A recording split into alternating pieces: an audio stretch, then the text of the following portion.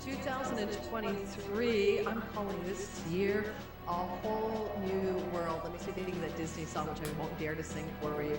This is going to be a game-changing year. 2023 is going to have several planets changing signs. The big outer planet, Pluto, finally leaving Capricorn. Hallelujah. This is going to be a huge shift as long as we are ready for massive transformation at the collective level. We're going to see Pluto do a huge test run on what's going to be a 40-year renovation next year. So 3 months out of out of Capricorn and into Aquarius is going to be a game changer. We're going to see Jupiter ingress into Taurus in the middle of the year, giving us a whole new feeling about what and where we can expand on the earthly plane.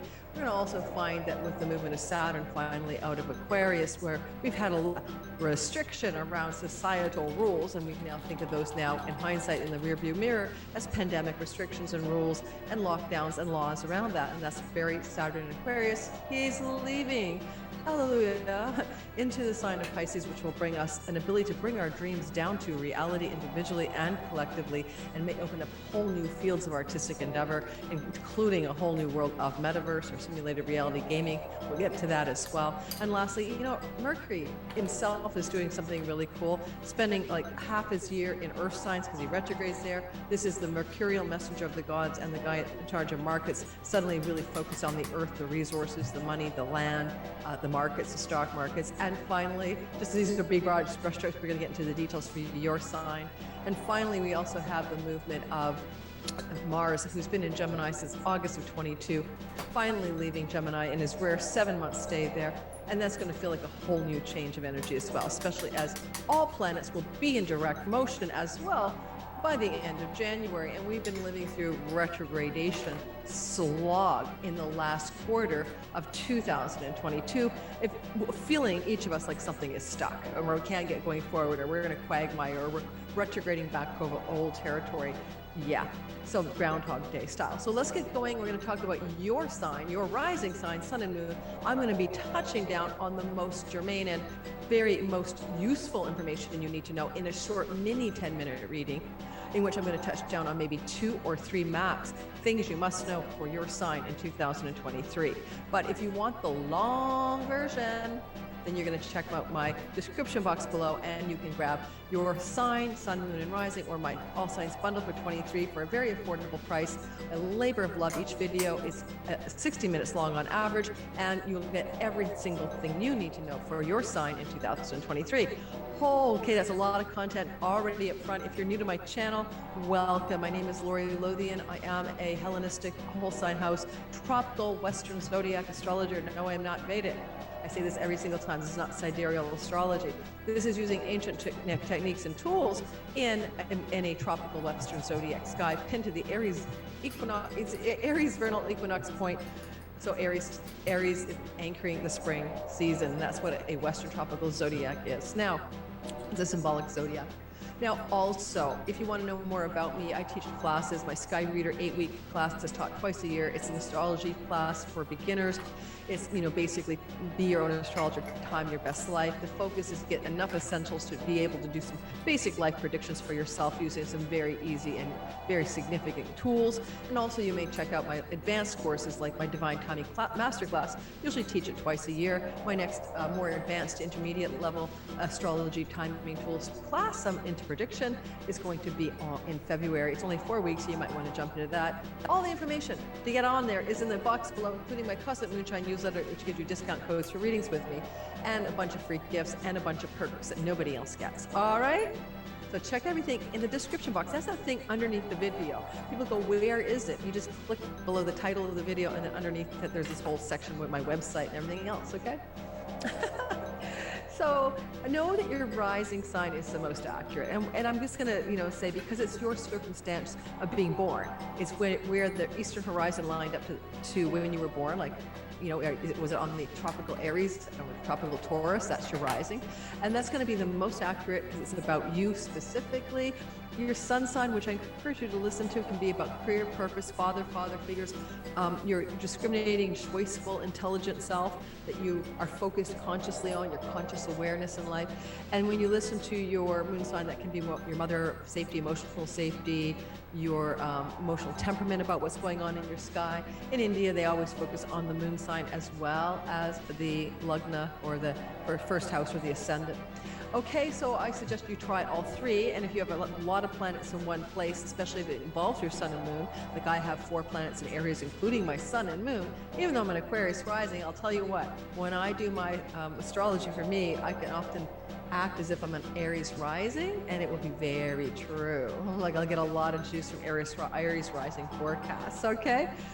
Let's get started. Now, you're probably listening to this you know, if you're in my premiere live, because I do these live premieres, and if you're with me now, don't forget, the best thing to do is hit the like button. It helps the channel grow. Before I talk about each single sign and give you the highlight, if you don't mind sticking around, and it is worth your time, I think, I'm going to do an overview of some of the things that I think this year ahead at 23, a whole new world offers for the collective. Now, when I do this, I'm kind of just making guesswork out of the planets, but some of it can be very easy to guess because you look back at past cycles. And I'll do a long video on each one of these things in which I go into far more depth. This is really about you. This is you to get like a little bit of a teaser and a hit for what you need to know for 2023 based on your rising, your sun and your moon. But can't ignore the big picture sky. It's almost like see no evil, hear no evil, right? You got to pay attention.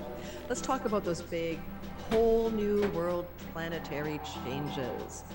So super big on the horizon by far is definitely the movement of Saturn out of Aquarius, because we've been dealing with this sense of restriction in society since he's been there, and he's been there for, by the time he leaves on March the 7th, 2023 and slides into Pisces, we're pretty well done with what felt like lockdowns, restrictions, constrictions around Aquarius, groups of people, okay? That's what Aquarius is, societies, groups of people, groups of belonging, large groups, you know, the collective we. And, you know, no one necessarily could have predicted a lot of pandemic restrictions, you know, in 2020, 21, and 22, but a lot of astrologers did say that when Saturn co-joined with Pluto, in the very end of 2019, it did correspond with plagues in the past, including the Black Plague.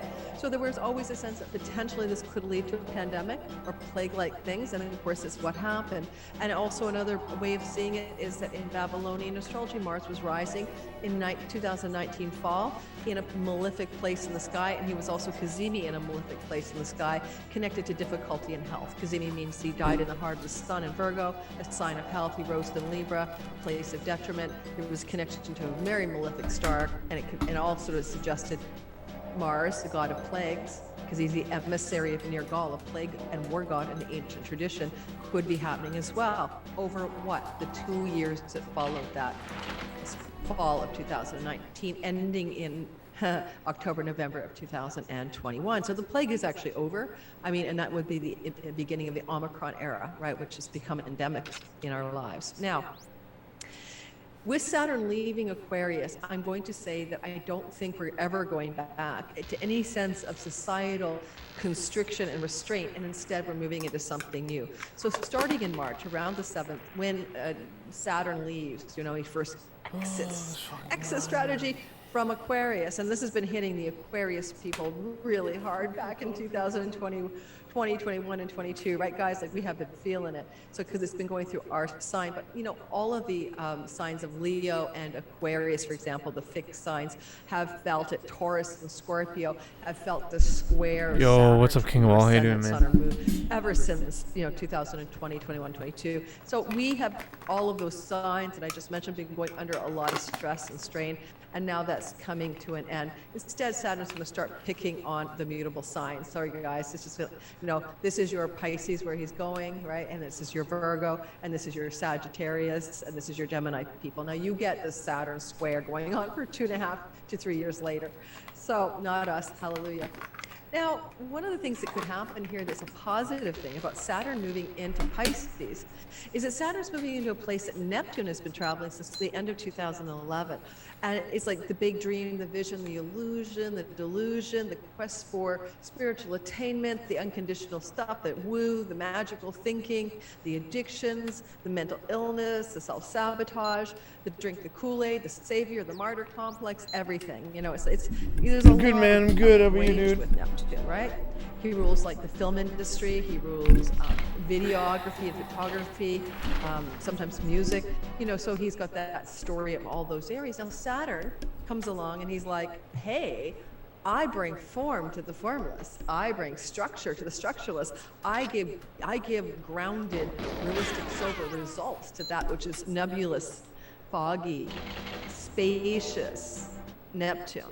So this can be very good for I am, you my man, I personally. am. We'll look at that with your sign soon, because this will be where you can bring your dreams into reality in this whole new world, right? But on the other hand, for the collective, for example, there are many ways this can play out. Religion and spirituality is Piscean. Neptune is fantastical and gurus and illusion and delusion. I am, my even dude. Conspiracy stuff. I remember the QAnon thing, not that I have an opinion, but, you know, or, you know, things like that, you know, really like, because QAnon was founded on Donald Trump being a savior. Now, I don't think Donald Trump's a savior or a devil, but being a savior is a bit much. And so, you know, things like that were happening when Neptune was in Pisces. And then what'll happen is Saturn is going to start to get everyone sober-minded, including religious stuff, you know, because Pisces is mostly Christianity, and but it's the idea with Neptune there of spirituality as well. And Saturn will bring things down to earth, constrict or restrict. Now, I do know that because you look at the history of stuff, for example, It's big things, man. when Thanks, Saturn man. came into Pisces back in the 60s, it Thanks, was buddy. that thing called Vatican II, where not very big, they but rewrote the appreciate rules them, of my man. Christianity, basically. I mean, it was intense, you know. nice And of you. later on, the Church of England actually created its first ordained female minister. I think that was in the early 90s. I can't remember the date. Sorry, 1992 maybe. And that was also when Saturn was in Pisces. Saturn is in Pisces every 30 years. And so you can see religious reform, religious change, like bringing things into new form regarding religion. It's now obviously as well, it can go the other way, constriction, restraint, and rules around religious practice. And, you know, in some countries where they're cracking down on religion, maybe, I don't know, for sure Russia has been, this can also be just a little bit more of that. Now, when I go into my deep dive on this, we're going to talk about so many ways that Saturn and Pisces could play out. But I'm just giving you a taste. You know, I think one thing is going to be the whole idea of simulated reality, metaverse. Stop by, say hello, yo. goggles, Thanks, man. being the Thanks, new buddy. world. It's got the very Avatar vibe. You know, we went to this Thanks, media man. Avatar Appreciate it, thing. dude. Well, Saturn comes along and goes, yeah, well, fine, but let's like make more form, structure around this. So in other words, we're going to see like a real grounding of some of the virtual reality promises that have been coming into the public, you know, over the last while. Because, you know, Neptune. I'm glad you are, man. I'm glad you did. Goggles, and it feels glad like you're in here, the real man. world. That's going to just go over the 3 years, probably quite big, as new forms, structures, or technologies are introduced with Saturn's help. Saturn could also make us very rulesy about things, like, oh, these are the rules, follow the rules, or this is the law, not the law, but the rules or the restraint or the constrictions. So, you know, he restricted our lives, our groups. We couldn't hang in groups, right, during the pandemic. There were too many rules about Thanks, hanging in man. groups. I live in Canada. I was in Montreal at the time. You only have one family member that you could visit, and you could have, you know, and you had to be in your home by 7 p.m. at curfew, or you got a ticket or arrested. And like there were super restrictions. Like I lived alone in Montreal, and the only person I could see was my daughter and her boyfriend. That was my designated other household, so I didn't have a nervous breakdown. And so you can see what I mean, right, with the Saturn restriction. Now, what'll happen is Saturn will restrict Piscean and Neptunian things, because Neptune is there. So Neptune rules like Instagram Reels or YouTube or any videography type social media, especially YouTube, because it's all like, it's a TV basically, you know, it's your tube, it's YouTube. And it's the most, other than TikTok, it's the most dominant platform in which the whole thing is video. So maybe there's going to be some new rules. Like even in Canada, there's a legislation that's pending, and I hope it doesn't go through, to make sure that Canadians see more Canadian content. They're asking YouTube to restrict what Canadians can see. And YouTube can't say no, and now YouTube actually, our content creator told me what's going on and said, you've got to vote against this because they may restrict your reach as a Canadian. Also, you know, and my followers here, you guys, you are like 60% in America and then around the world, and I have a tiny fraction from Canada where I live. So, yeah, restrictions and restraints and rules and laws trying to govern the internet when it comes to video content. What can you say? There's just a few ideas I have, and there's a lot more. And what I do feel clear about is social restrictions as a collective regarding pandemic themes are ending. So I'm like in a whole new Thanks, world. man. Now, It's really the cool you've next been. thing I want to talk about is I want to talk about Pluto. Pluto's just going to sort of tiptoe out of Capricorn, where he's been since 2008. Think of Occupy Wall Street. Think about the 2008 subprime loan scandal and crash. Think about Wall Street scandals in general. Think about, you know, stock markets crashing and trying to rebirth. Talk about quantitative easing and the mistakes of the Fed. Talk about inflation and the lessons of inflation. This is Pluto transforming, regenerating, trying to rebirth Capricorn, structures of power and money. And that's coming to an end. Did he succeed? I don't know. But he's getting out of there and he's leaving and he's going over into the sign of Aquarius. Pause. And, you know, honestly, it's not until 2024 that he's there for good, really. So just keep that in mind. But he will start a kind of test run, a piloting energy, like to give us a feel for what it's like to have Pluto in Aquarius, you know. And with that Saturn ingress already happening, see how many things are happening? Everybody's changing signs. Saturn will change signs and leave Aquarius, where he's been dominating on March 7th. And then later on, Pluto on March the 23rd comes in and takes his place. It's kind of like musical chairs or a tag team effect, which is really curious at the way it's working. So as Saturn does this exit and Pluto comes in on March the 23rd to June 11th, both Saturn and Pluto are really staying in the, like, Saturn only makes it to 7 degrees of Pisces, right, in 2023. So that would imply any ascendant sun and moon within the first 10 degrees of the signs of Pisces. These are mutable signs, right? Virgo, Gemini, and Sag are going to really feel that Saturn ingress the most. But then Pluto similarly only goes into the first couple of degrees as well of Aquarius, meaning that those early born Aquarians are going to feel it the most. Sun, moon, and rising in the first 5 degrees of Aquarius or Leo or Taurus or Scorpio. Those are the angular houses that form this cross, you know, and these are fixed signs. They feel it the most. So I'll give you an example. I'm an Aquarius rise. Wow, my ascendant is like 18 degrees Aquarius. I will feel a mild breeze of Pluto in the air, like, oh, things get so serious all of a sudden. I feel kind of powerful. Or geez, I feel a little bit wealthy, because that's not the full monty on my ascendant. Because Pluto can bring wealth. Pluto can bring power. But Pluto can also bring change that is deeply transformative and regenerative, almost like, you know, the caterpillar and the butterfly. It's a cliche, right? I get it. But it is an apt one, because in essence, you know, a caterpillar's life is like crawling on the ground or on the leaves, and all of a sudden the butterfly is flying around. It's such a dramatic transformation.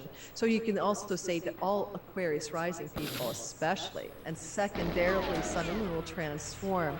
Now, not to worry you, but your Sun is your father, your Moon is your mother, and if your Sun or Moon is in the first 5 degrees, or even 3 degrees more likely, of the sign of Aquarius, and Pluto is going to go over that Sun or Moon, this can be very challenging problems, health problems, sometimes even death for a solar lunar figure in your life, a mother, father figure. Now, it could be also a grandmother, father figure. I mean, but I'm not trying to worry you. I'm just trying to tell you astrology is really literal. And your Sun and your Moon are not always about you, you know? Patriarchal and matriarchal figures can be what the Sun and the Moon are about. Like my mother passed away during a Pluto Moon event in my chart, you know, when I was 39. So, and I saw it coming as an astrologer. I was worried, and it did come. It passed away unexpectedly. So just to know there is that element of the Pluto transit, especially for those who are Sun, Moon, and rising first 4 or 5 degrees of Aquarius. So look for that tension there with those father, mother type people, March 23rd to June 11th. When Pluto, the god of power and transformation, and can be wealth, moves into Aquarius, you could code that as wealth for the people, power for the people.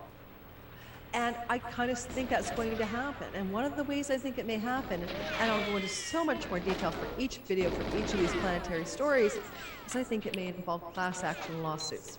The reason I do, and this is particularly true only until the middle of May, is that Jupiter will be the god of justice in Aries, the sign of the warrior, so fighting for justice.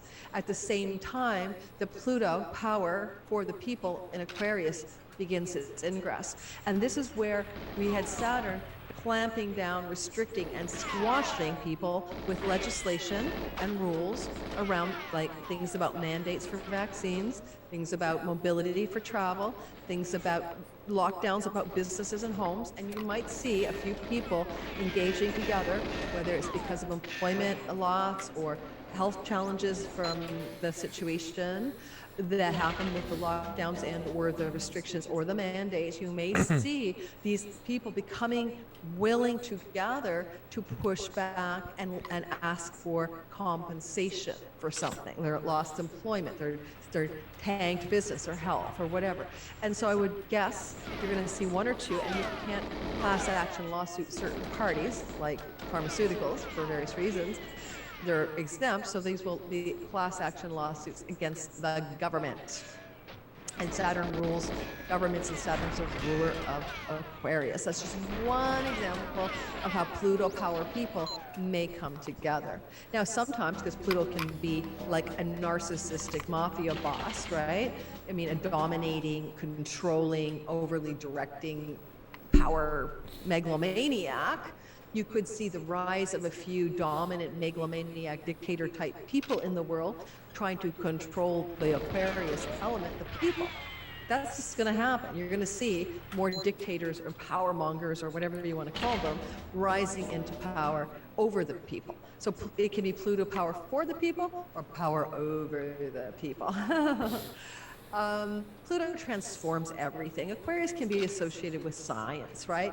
And as modern rulers, Uranus, and it can be associated with the ideas and the intellect as well, but it's also a very scientific vibe. And so Pluto could be transforming science. We may see completely new ways that science is operating from a completely different paradigm. And when I mean paradigm, I mean, and we're going to go into a lot more detail when I talk about what Pluto did in Aquarius in the past, but we're not doing it on this video. This is just a shorty. But I'll tell you, it's like, you know, things like when Galileo discovered that the Earth does not revolve. The Earth is not the center of the solar system. Planets aren't circling us. We're circling the sun with those planets. That's a Pluto Aquarius story. So we're going to see major paradigm shifting transformations in how science sees the world. You know, there used to be the Newtonian paradigm, and that was kind of really like force and mass and actions, things acting on each other. And then along came quantum physics and completely shifted the scientific paradigm and gave us new technologies as well as a result. But then there's going to be another quantum leap, like we're not knowing what it is, but Pluto will like transform and regenerate, so or completely renew or kill and die and rebirth the scientific paradigm. Now you may get a taste of that March 23rd to June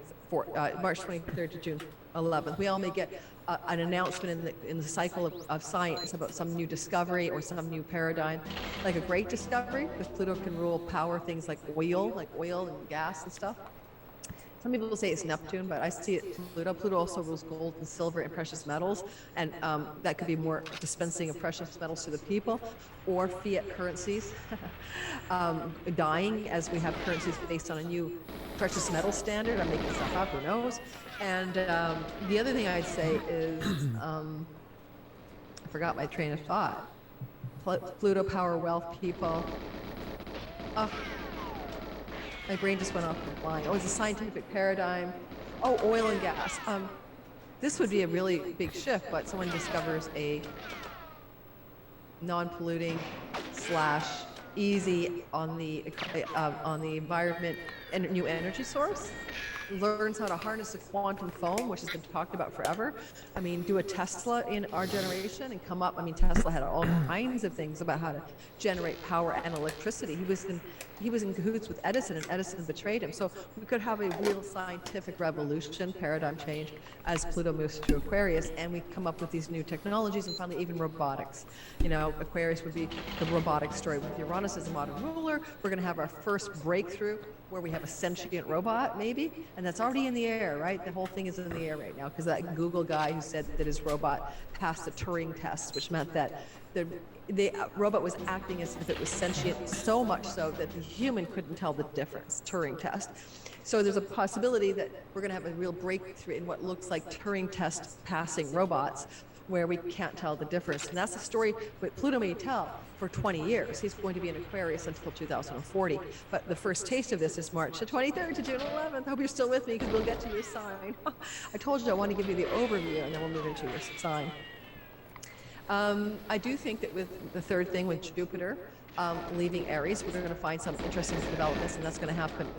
He's going to whiz through Aries from December 20th, 2022 to May 16th, 2023. And what I like about, and so we're finishing up the warrior story. Actually, Mars in Aries often leads to wars, and we saw that.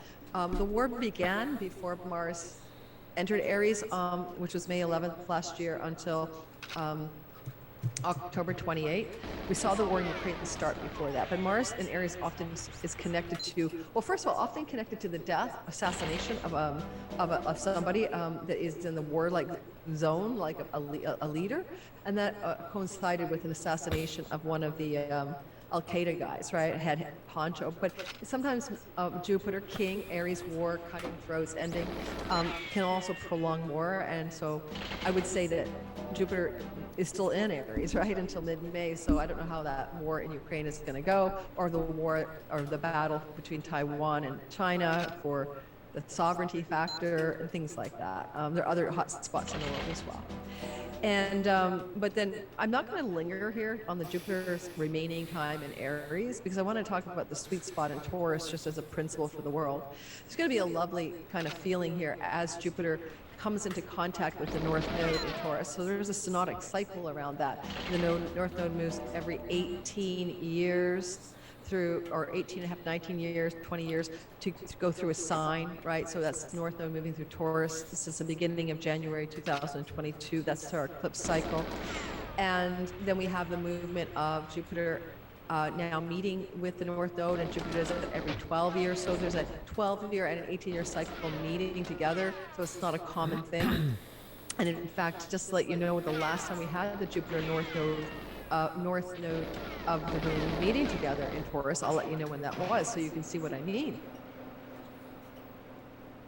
So this was last back in 1929, and this was around the 21st degree of Taurus, and it did correspond with a shocking stock market collapse. So we know that it can also be sometimes negative.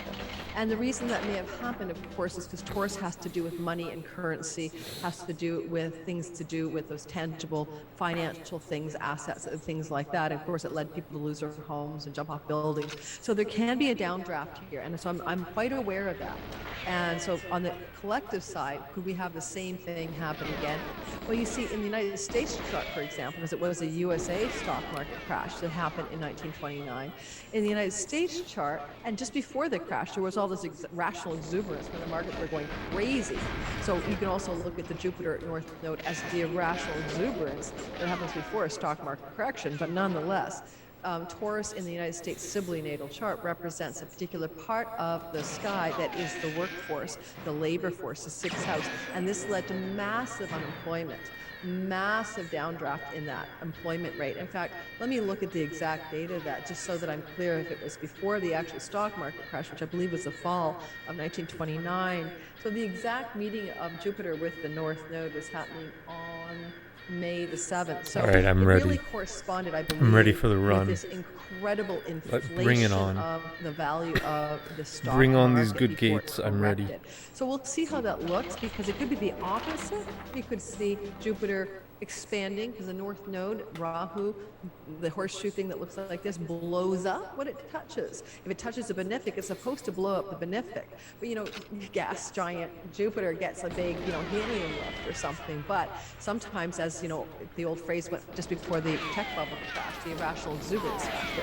So we could either see irrational exuberance or even just a corrective measure where, say, the workforce is expanding or people are getting back to work and the jobless numbers are going down. But this is happening in May for the world. But for each of us, it'll be a specific spot of Taurus excitement. And it's going to be in play around May 20th to June the 13th, with an epicenter the last couple of days of May and the first few days of June, like getting more tightly exact, right? And so you could find that window of time, we all can, something in our Taurus space of our chart, like expands out. For the world, it's interesting. Jupiter expands what he touches and brings bounty and goodness and prosperity and wealth. And yet Taurus is a fixed sign that likes to conserve and save and not change. So there's a little contradictory energy, but it could also be a surplus of food, a bounty of food, a bounty of agriculture, some restoring of our agricultural flow and ease and goodness collectively. Those things can happen. Jupiter can also bounce currencies way up. All of a sudden, a certain world currency goes crazy and it's totally happening. Now, because Uranus is in Taurus, this is the crypto world. Uranus is disturbing the currency world with cryptocurrency, even though these currencies are not spendable the same way that real currency is. It's kind of interesting because Bitcoin is more like a new gold standard, but it's not anymore. People were saying, it's the hedge like gold, but it didn't turn out to work that way, not after the downdraft.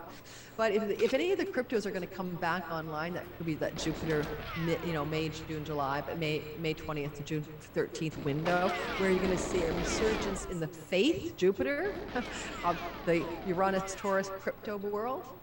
That can happen. Jupiter is law. And so therefore legislation. After the FTX crash, because of that guy that I forgot his name now, Bankman, Freed Bankman guy. Bankman, yeah, he broke the bank. There was a bank run on his FTX and his crypto and stuff, and he was a trading exchange platform. But all the talk in the air now with the government, especially the United States and the SEC, the Securities Exchange Commission, is about finding ways to regulate cryptocurrency exchanges and cryptocurrencies in general because of how unsafe it was and how many people lost their money. Okay, so Jupiter law, Man, that was good stairs.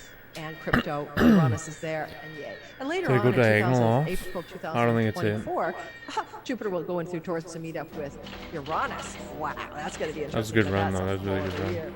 But we get the feeling, right? The whole new world. Big changes of energy, planetary ingresses in new zones, a new vibe. That's my wife, a new vibe. Okay, then the next thing I want to say is the nodal axes are shifting. We've been going through all of these eclipses, going through poor me, Aquarians, right? All the fixed signs, again, Aquarius, Leo, Scorpio, Taurus, being buffeted by eclipses because they were happening on a Taurus-Scorpio axis. And those eclipses in earnest began as the nodal ingress happened in January of 22 to July 16th, I believe, of 23. The energy is going through, the change current is going through, disrupting and changing things through Taurus, and Scorpio placements, and collaterally influencing the Leo Aquarians. Can't believe it.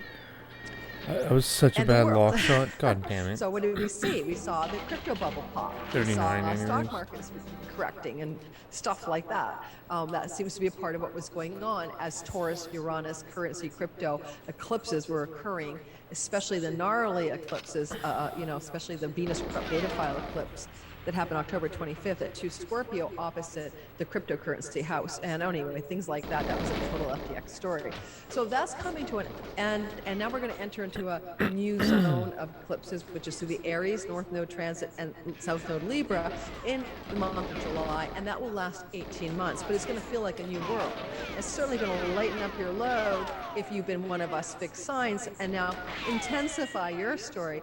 I'm sorry, if you're one of the cardinal signs of Aries and Libra, get ready, get set, go, buckle up, hold on for the ride of your life, especially the Aries, you guys. You are expanding, you are changing dramatically, you're growing, where, the Libra folk are kind of pulling in, pulling back, deepening, quieting down, and sort of going into their, soul. then, spirituality, and then Capricorn, Cancer, you're getting the collateral, like crossbar wave, like, what do you call it? Like, you're in the chop and the wake of those eclipses. So you're feeling it too. And it's your time to change, Cancer, Cap, get ready, Libra, Aries, Libra, Aries. So, but Libra, Aries, the most change. And so in the world, Libra, Aries have different meanings depending, for example, where you live, what country you live in, and stuff like that. So, if I look at the United States chart, which is a Sag rising chart, right? And we then go, well, where are the angles that connect to the new change cycle in the United States? And you can do this for your country as well. And I live in Canada, but the United States is, my followers are United States, so I tend to focus on that.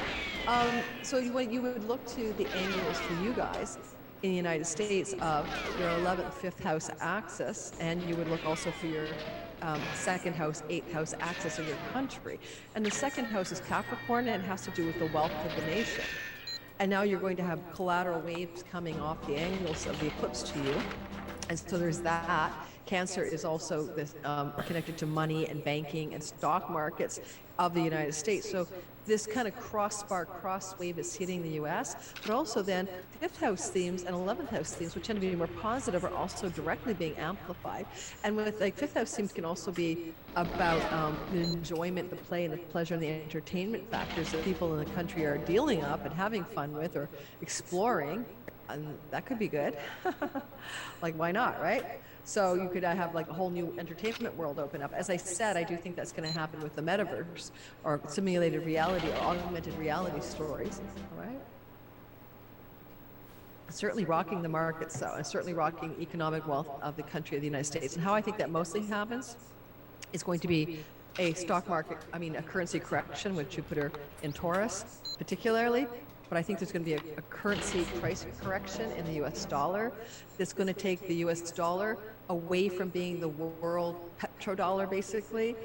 And no, it's already in place. Saudi Arabia is working with China directly and Russia directly. The United States has lost sort of like the weight of the dollar because it was tied to gold barrels. People could only buy, like petrol as gold. People could only buy petroleum and gas and stuff in U.S. currencies, right? So it was setting a standard around the United States currency. Really smart and the reason the United so States far. currency is doing well right now, and I'm recording in December of 22, is because compared to other world currencies in our destabilized inflationary environment, it looks good.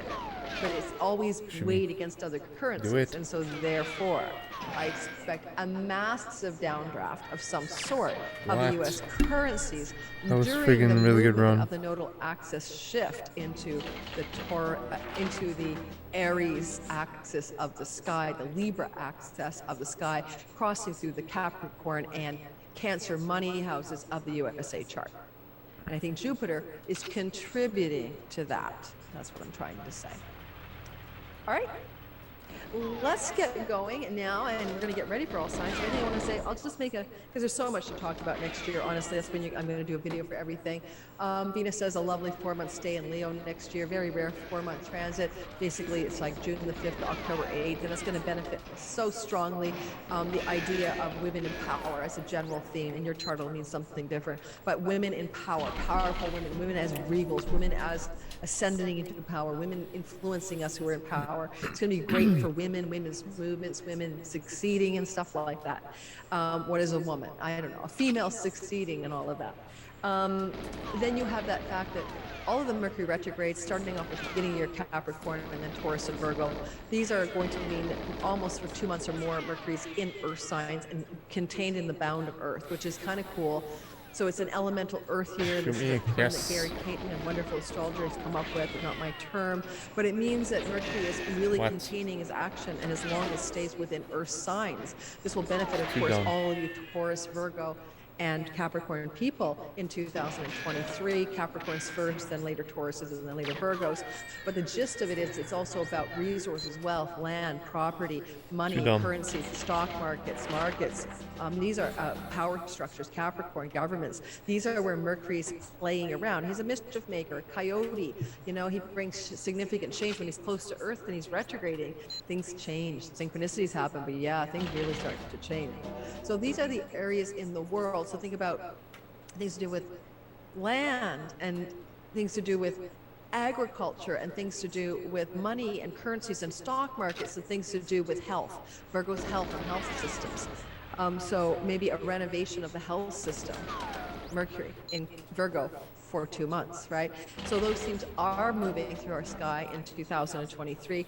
And, Mars finally leaves Gemini, and hallelujah, a whole new world. It really is a whole new world, because starting August 20th last year to 22 to March the 25th, 23, he was in, a war of words, a war of ideas. Our brothers fighting against brothers, like the Ukraine, because Ukraine, Russia are neighbors, brothers, neighbors, because Gemini is the twins.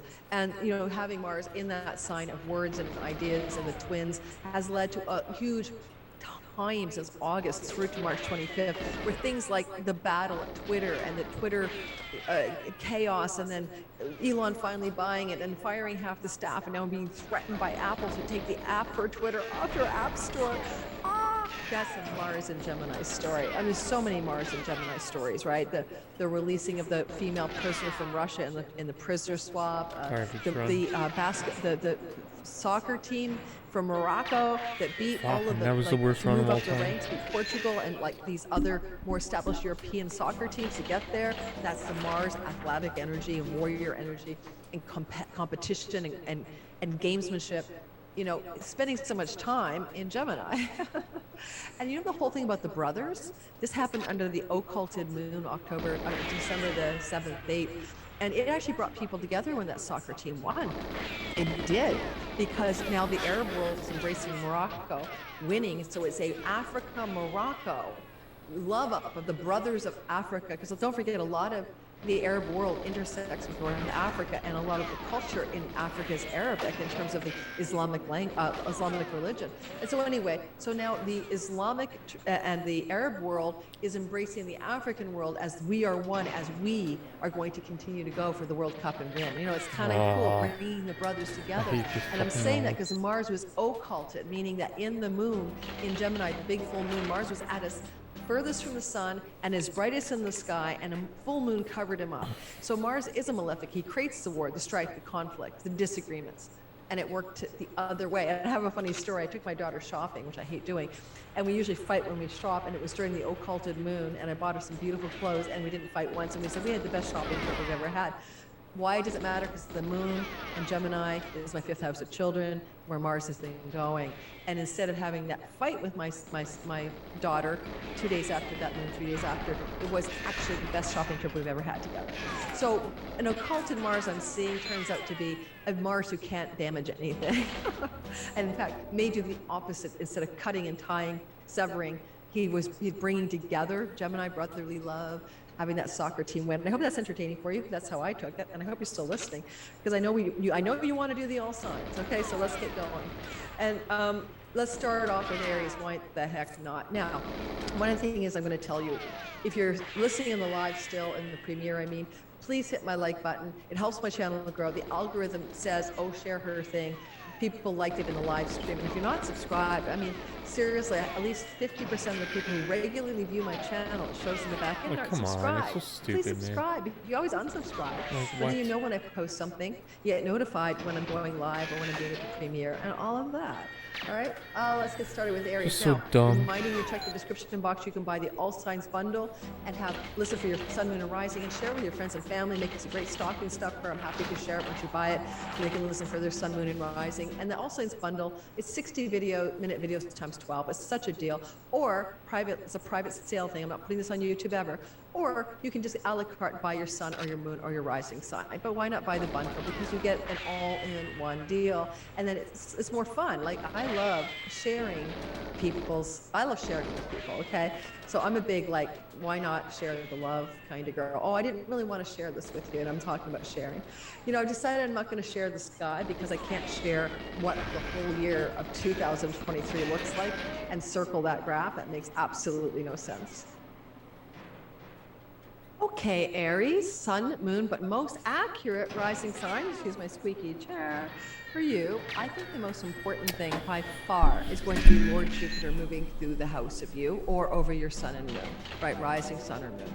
Because Lord Jupiter only made it into the 8th degree last year before he started to retrograde in July and then, pulled back from that 8th degree. So it really kind of benefited people with their sun, moon, or rising in the first, say, 10 degrees of Aries. And then the rest of us, or the rest of you Aries people, us too, because my Aries placements are later on, didn't get the full Monty, the full juice, the Jupiter juice, I call it, the goodness of what happens when Jupiter comes into the place of you as a rising sign. Now, first of all, weight gain is always a feature of Jupiter over your rising sign.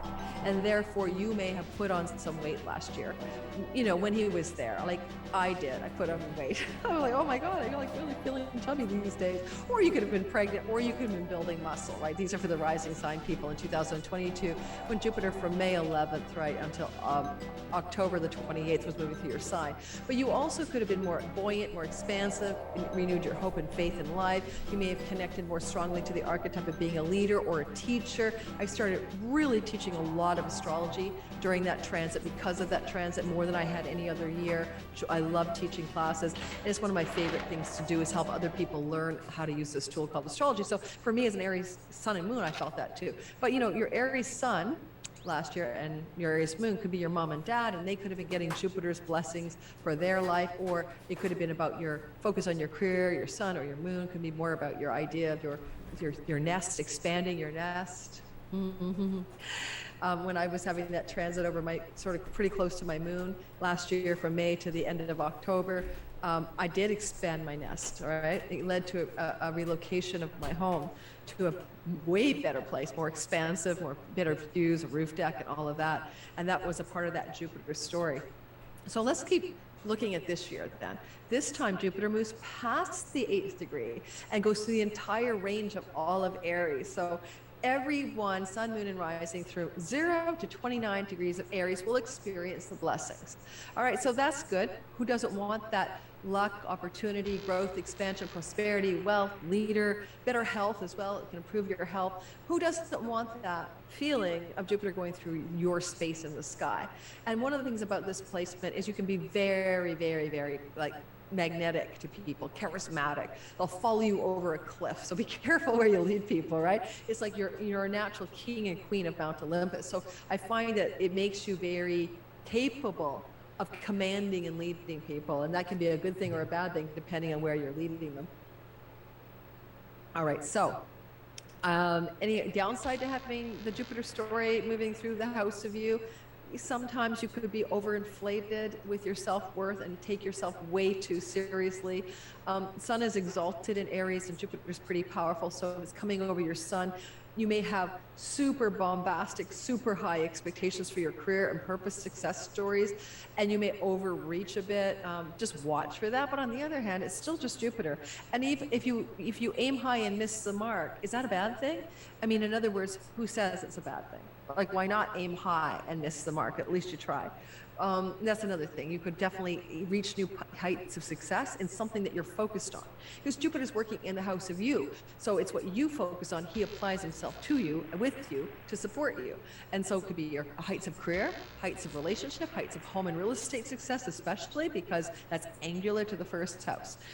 So this is a story for the Aries rising and secondarily sun and moon. And it's a must know because you only get this story every 12 years. So last time it happened was way the heck back in 2011 and 12, like kind of overlapping there into, I think it was fall of 11 into 2012. So it's a renewed story.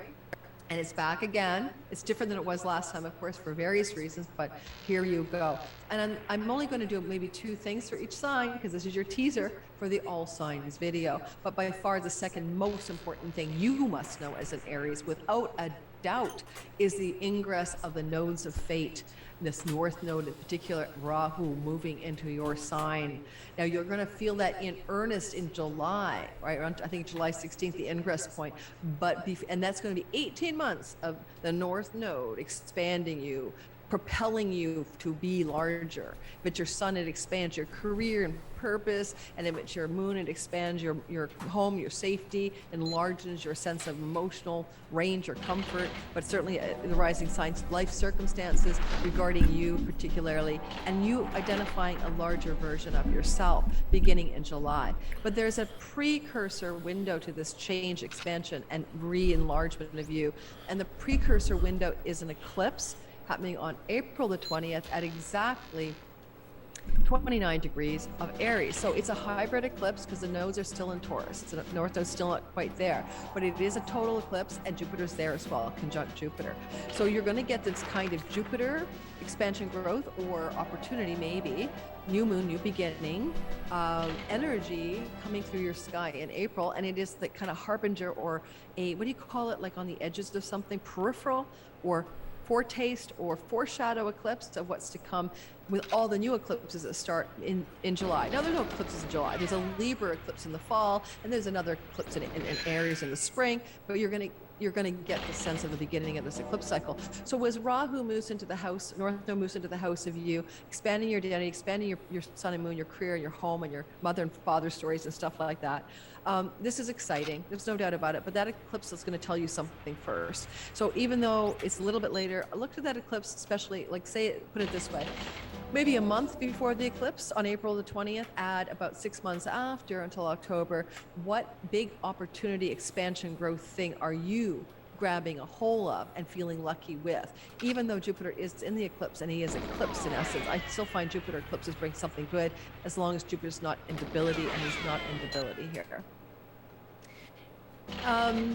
The other thing I'd say is with the South Node, then conversely moving through your other part of your sky, your significant other house, you mean marriage partners, right?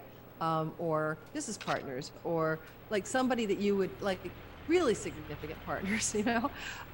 Sometimes it's your audience. So like if you have the capacity that I do as a YouTuber to reach a audience, this is a South Node transit, and you may be pulling away from your marketplace. You may be pulling away from your audience, etc. And you know, that's more true for the rising sign by far, Aries, okay, just to be clear, but it can secondarily influence the moon and the sun, Aries people, to kind of pull back from engaging with others. In a marriage situation in particular, it means you pay less attention to your partner, and they may be feeling that you're not paying attention to them, like what happened, am I like persona non grata, or you're just too focused on you. And it's not like there's anything wrong with that. I have to say, it's the movement of the sky. That said, for you Aries rising in particular, a South Node transit moving through the marriage house for existing marriages really weird, will put man. a lot of strain on your marriage, and it I don't know what may happened there lead at the to end. a end of the marriage. I Now, didn't. it I doesn't didn't always grind it. I happen didn't that way, touch but it. it can. The second thing it can Must happen have. here is that if you are single and looking for a committed long-term love, that could be the beginning of that story through the movement of the nodes starting in July, or maybe a bit with that eclipse in April, of a very destined, fated soulmate love story. So those are the two things for you Aries to know about, starting in July with the movement of the nodes into your sign. And thank you for listening. If you want to know a whole lot more about what's going to happen for you, it's very, very powerful to expand your prosperity in particular. Wow. And to bring you maybe a love of a lifetime, as well as one of the most exciting times for you with your independent business, creativity, or fertility and children. That's a lot of stuff coming up for you in 23 that's pretty cool and very rare. Damn it, that so was a if good you want run. to know more about that, you need to check in below and buy the little video of it. One video, 60 minutes, or the whole package. Check the description box below. Let's go ahead, and thanks for listening. And hit that like button and subscribe and all the drill. So let's get going and talk now about Taurus, sun, moon, and rising sign.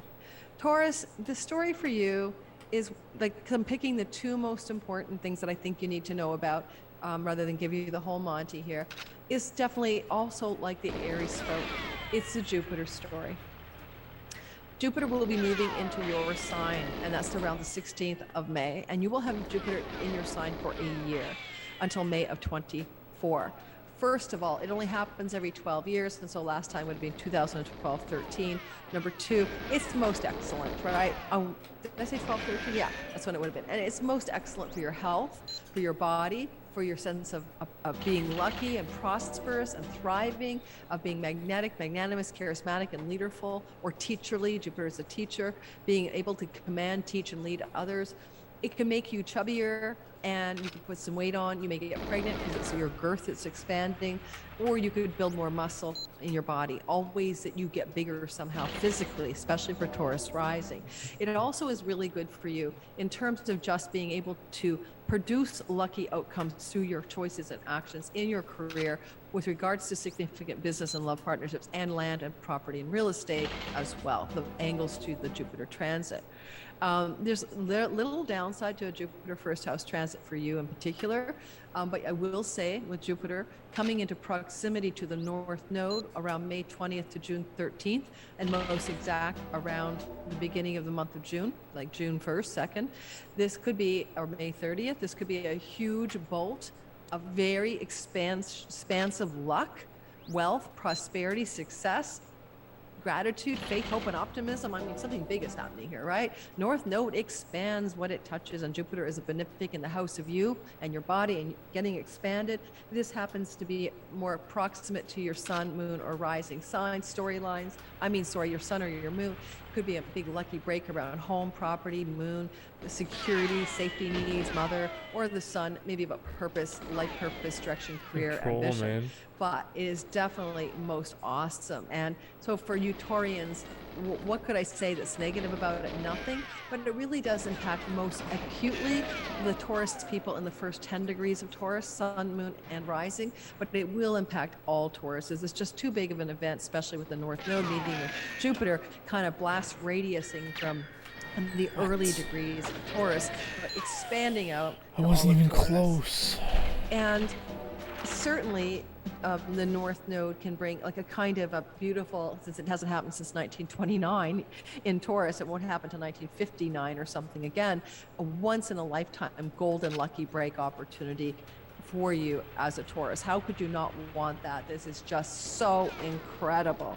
And so I want you to be ready to receive Jupiter, and he will be in your first house until May of 24, and he's doing in April a colliding with Uranus, another bolt of exciting, unexpected, radically left field luck and opportunity coming next year with this as well. You could definitely teach, lead, command, and be in charge of things, and also feel like life just got your back, feel optimistic, feel hopeful. Like, you know, faith is not something that you go to church for when Jupiter's in your first house, right? Faith is an inside job, trust in the universe, expansion, hope, and optimism, subjective well-being, you know, the universe has my back. Good things are happening to me. Things are happening for me, not to me. Sorry.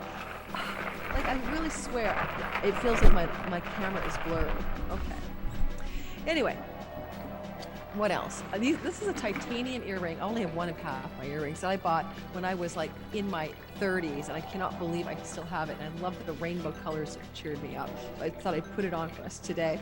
Only Taurus. You see me decking myself because Taurus is a Venus for fashion, cosmetics, beauty, love, art, all that good stuff. Am I talking about my earring? I always sort of slip into the mode of the sign, I swear. But anyway, I would say to you to seize the opportunity, right? Carpe diem, seize the opportunity, make your magic happen. This is your time. This is benefiting your children. As you know, Jupiter will trine the house of kids. It could be very good for fertility if you want to get pregnant as a Taurus sun, moon, but mostly rising. This is opening up a chance for foreign land travel, higher education, bonus points on the game board, super success up there as well. Maybe even getting a book published or an agent if that's a part of your world. Maybe finding yourself going to a new spiritual retreat center, or finding a new spiritual teacher, literally or finding a new spiritual froze path my even. brain. But whatever it is, it's all super juicy, like positive literally stuff. All right, next. No, I'm joking. What do you need to know most about? Because there's so much I can choose, and it's like hard to say. So I'm going to say one thing. The eclipses that have been going through the house of you are stopping, and you will feel the relief in July, and it's I did not freeze my brain. Years, right? 19 and a half years. Don't want that so back, enough karma. jolting you. Yay, eclipses end. Relief coming starting in July. The last eclipse that's going to jolt you is, well, when I say jolt you, it sounds heavy, is a partial eclipse in October of 2023. It's not a big deal because it's not that strong. It's October 28th, 2023. It's going to be in the early degrees, around 5 degrees of Taurus. It's going to impact the early degree sun, moon, and rising, with your sun, moon, and rising in the first 10 degrees of Taurus. And so that eclipse in the fall, October, lunar eclipse of 2023 could open up a fullness, a completion, a fruition, some kind of big energy for you of change. It's just so and dumb. It could be a change of home, a change of career, a change of relationship status even at the end of the year into the early part of 24. Now, what I really wanted to talk about was Venus, right? I'm going to be doing the same for Libras. Wow. So Venus is your ruler. She's your gal. She's the ruler of your sign. Normally, she whizzes through a sign or a house and a sign, same thing in whole sign houses. She whizzes through in only like 3 weeks to a month and she's done. She's like, yeah, done with that sign, finished up.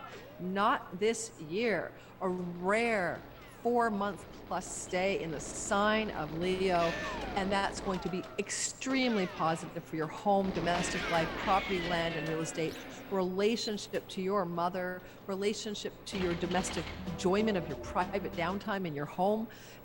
You could beautify, renovate your home. You could get money for your home. You could get money from your home by selling it. You could have a female move into your home. You could have more joy, fun, play, and pleasure, and beauty and art in your home. It's gorgeous. And for some of you, there will be a renovation of your home because Mars will join Venus there in June and up to about July 10th. So June up to about July 10th. I did have the date right. I better double check. It's on my memory, guys, because I did all these longer videos. Mars goes in to Leo. Yeah. So the Mars story is cooperating with Venus in your property, land, home, and real estate narrative from May 20th to July 10th, and Venus will be there in June. So let's say from June the 5th to July the 10th, a lot of people will be renovating, redesigning, redecorating their homes if you are a Taurus sun, moon, or rising. You can change your home. Mars makes a change of home. Venus makes it a beautiful home. Mars eliminates. You could sell a home. Venus makes it prosperous. So a lot of juice in the real estate place. Now, it is the house of the mother, and you could be enjoying the company of a mother or mother figure in the June, July, August, September. This is June the 5th to October the 8th. It's such a luscious time because Venus is looking up at your career house. You could bless that as well. You may have some reputation and career blessings during that window as she's solidifying things in your private, domestic hearth and home life. She does apply to the descendant as she's doing this, and so she also can send some beams of goodness to your marriage partner, your marriage life, your business partners as well. Now, she will retrograde because she always does. That's why she's there for so long. She will retrograde here. And so all planets do eventually look like they're going backwards from our perspective on Earth. And her retrogradation window can look like you're going back to certain circumstances that are to do with your family of origin, your childhood home, and childhood memories, things to do with your mom and dad, things to do with old property that you used to own, etc. And this energy of Venus in her retrogradation is happening for you July 22nd, all of us, to September 3rd. You may have females from your past coming to live with you in your home. You may have love in the home that comes back from the past. You may have return to your homeland, a return to your childhood home. These are kinds of things that can happen here. Well, Venus retrogrades July the 22nd to September 3rd. I just saw an image of stripping the wallpaper off you too, like removing the old to removing the new wallpaper you didn't like, or stripping it off to look at what was under there originally. It's almost like restoration of a home to its historical 55? Qualities, and like taking off the vinyl siding to reveal the cedar or something like that. So it's a very sweet time, and it will simply say June, July, August, September, which is summer in the northern hemisphere, winter in the southern hemisphere. It's going to be a time of great enjoyment and pleasure at home, in your home, and about your home. But it's just a rare transit. It will benefit your career, will activate your marriage house, and sort of send collateral goodness in all directions. And for a lot of you, when Mars gets in there, because he means moving your home sometimes, there will be a move of your home.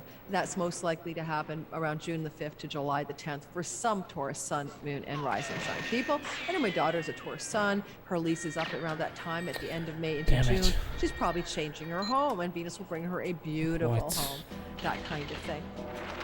Anything else I'd say about that? No, these are teasers, remember? If you want to know a lot more about what's going to happen in 2023, let me tell you, here is a little teaser of some of the juice. You're kind of powering up into a whole new world when it comes to your career. You're just about to step into next year a sense of what you are truly capable of in the house of reputation. Way too wide, anyways. And you're going to find a taste of your true wealth and power within the scope of your ambitions and success. And this is going to be a once-in-a-lifetime refreshing or freshening up, or whatever you want to call it, of your capabilities in that part of your story. You also will find that you're going to be extremely well resourced financially, or be able to deal with money challenges that have been beleaguered you in a new way, and to turn things around by going back over old money ground and creating something new. This is a turning around in money strife stories and resource stories, and any challenges you've had with your own business enterprise, if that's something you do.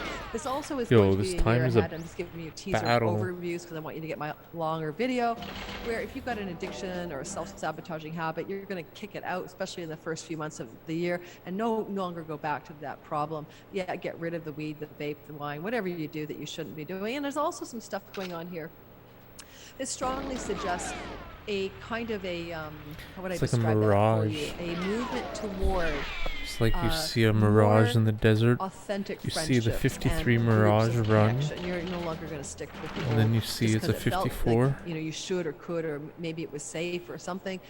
You don't like change or Taurus, you're fixed, but there's going to be a kind of carrying away, of the wheat from the chaff in your social friendship groups and circles as you define what kinds of people are worthy of you. And that's this new story emerging. And there's a lot more. If you want to know more about it, please consider signing up for the All Signs bundle, or buying just your sun or moon or rising sign below. It's more affordable to buy the bundle than to buy all three, sun, moon, and rising. So I'm encouraging people to buy the bundle and to give it to your friends and share with your family. Make it a stocking stuffer. And also, don't forget, if you're listening to my premiere, hit that like button, and let's get going and talk next about the next sign, which of course is always Gemini, following the Taurus narrative.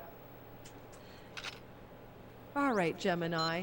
What do we need to tell you about 2023? First of all, I'm going to say, don't forget, I'm giving you 2 to 3 little teaser elements of something that you should know about. And so let's go with that. Let's talk first about the fact that you've been dealing with Mars in your house of you, or crossing over sun and moon, since August of 20. And it's finishing finally in March the 7th.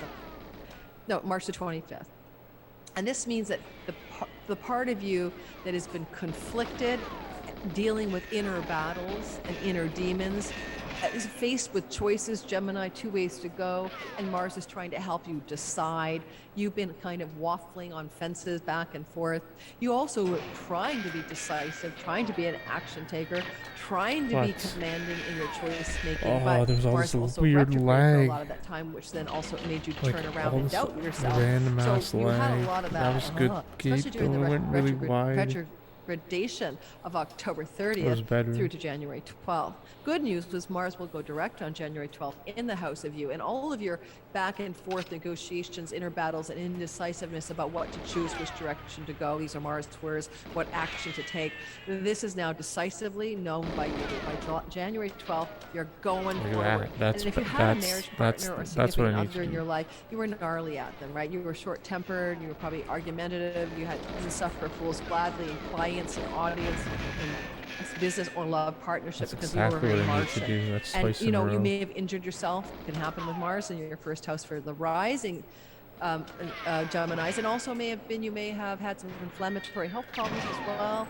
August through to March, you had to deal with, especially Mars with inflammation in the body, so autoimmune disorders as well.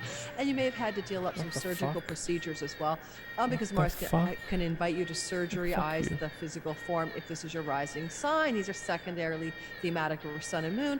Mars might it for your Sun sign, Gemini, trying to get you to change or upgrade or make significant shifts in your career. And when it comes to your Moon, maybe changes regarding your emotions, your home, etc. Now, 55. That's ending. That's what I like. I like that it's ending because it's not easy to have a malefic planet going through the house of you for all that time. And now that that's coming to a close, the good news is you can breathe a sigh of relief on the third week of March and let that whole narrative go. And this is just to say things begin to lighten up as Mars goes direct, and better so when he leaves your first house. I went so close because I didn't see the guard there. In Cancer through to Sag by the end of the year. So he makes it all the way through by the end of 2023 to your 7th house of marriage. And any of this conflict you were having with others where you were like gnarly at your marriage or significant live-in or your significant other, I mean, I will say Mars moving through your 7th house November 23rd or 4th to the end of the year next year can look like separations and divorces only if a lot of the first half of that story was the arguing with your partner. Then Mars could like kibosh things at the end of 2023. Not necessarily, but possibly. Okay, and so since we talked about what is getting better, because Mars is getting off of you and out of you, just remember there's still goodness here, right? Mars, January 12th to March 25th, gives you the power to act with great clarity, super passion, super powered decision-making, precision power decision making. Like you know what you want and you're going to get it and you're going to go for it with vim and vigor and success. And Mars is going direct from around 8 degrees of Gemini. So if your Gemini sun, moon, or rising is at 8 degrees, you're really feeling this like impulse to go forward with new momentum. So let's say 5 to 11 degree Gemini sun, moon, and rising are really inspirited, inspired, and action taking and powered up and decisive right after January 12th as this new story begins to unfold in your sky. Okay, that's really a lovely story for you. The second thing I think that you really need to pay attention to, more so than anything else, is the movement of the nodes into the square to your sign. This is a big deal, and this is going to impact you for 18 months after. It starts in July. This is the North Node moving into Aries, and it's applying energetically. What did I just say? No, retrace my steps. I'm not even going to edit this. I don't have time. Retrace my steps. I still want to say what I'm going to say. The eclipses going through your Aries, starting in July, your Aries 11th house are going to create really bad turbulence in your money story because the eclipses through your 11th and 5th house square your money 2nd and 8th. Now, some of that turbulent energy can be good for you because it's bringing changes in how you earn your money. It's bringing changes in how you save, invest, 53 and is like create the perfect chunky run. money, like all of that chunky money stuff that I call inheritances. I haven't really had the perfect run yet. Yourself with this new eclipse cycle really, really capable. Not one run has been perfect. Some sort of incredible I've had a couple runs with renovation of your life. One boost. And it doesn't have to be bad. I think my problem with eclipses is that people automatically seize up and I'm think losing that something like a horrible second is going to happen at the lock shot. And that's just not true. It's change. You know what I mean? Waves of destined change. I gotta shoot. I think I gotta shoot from farther away or something. You're going through a change story in your money. So I'm always getting stuck there. I'm like literally investments, stopping. Shared resources, stuff. 8 and 2.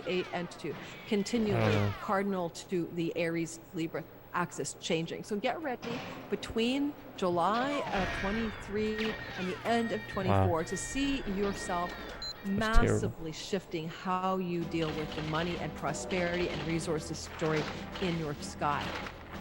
Because the North Node is moving through your 11th house of good spirit, this is definitely something to do with expanding your social influence, your groups of belonging, and your networking, and your even celebrity and fame, if that's something you aspire to. Whereas the South Node through the 5th house takes you away from your children, takes you away from focus on them, or even like just away from them.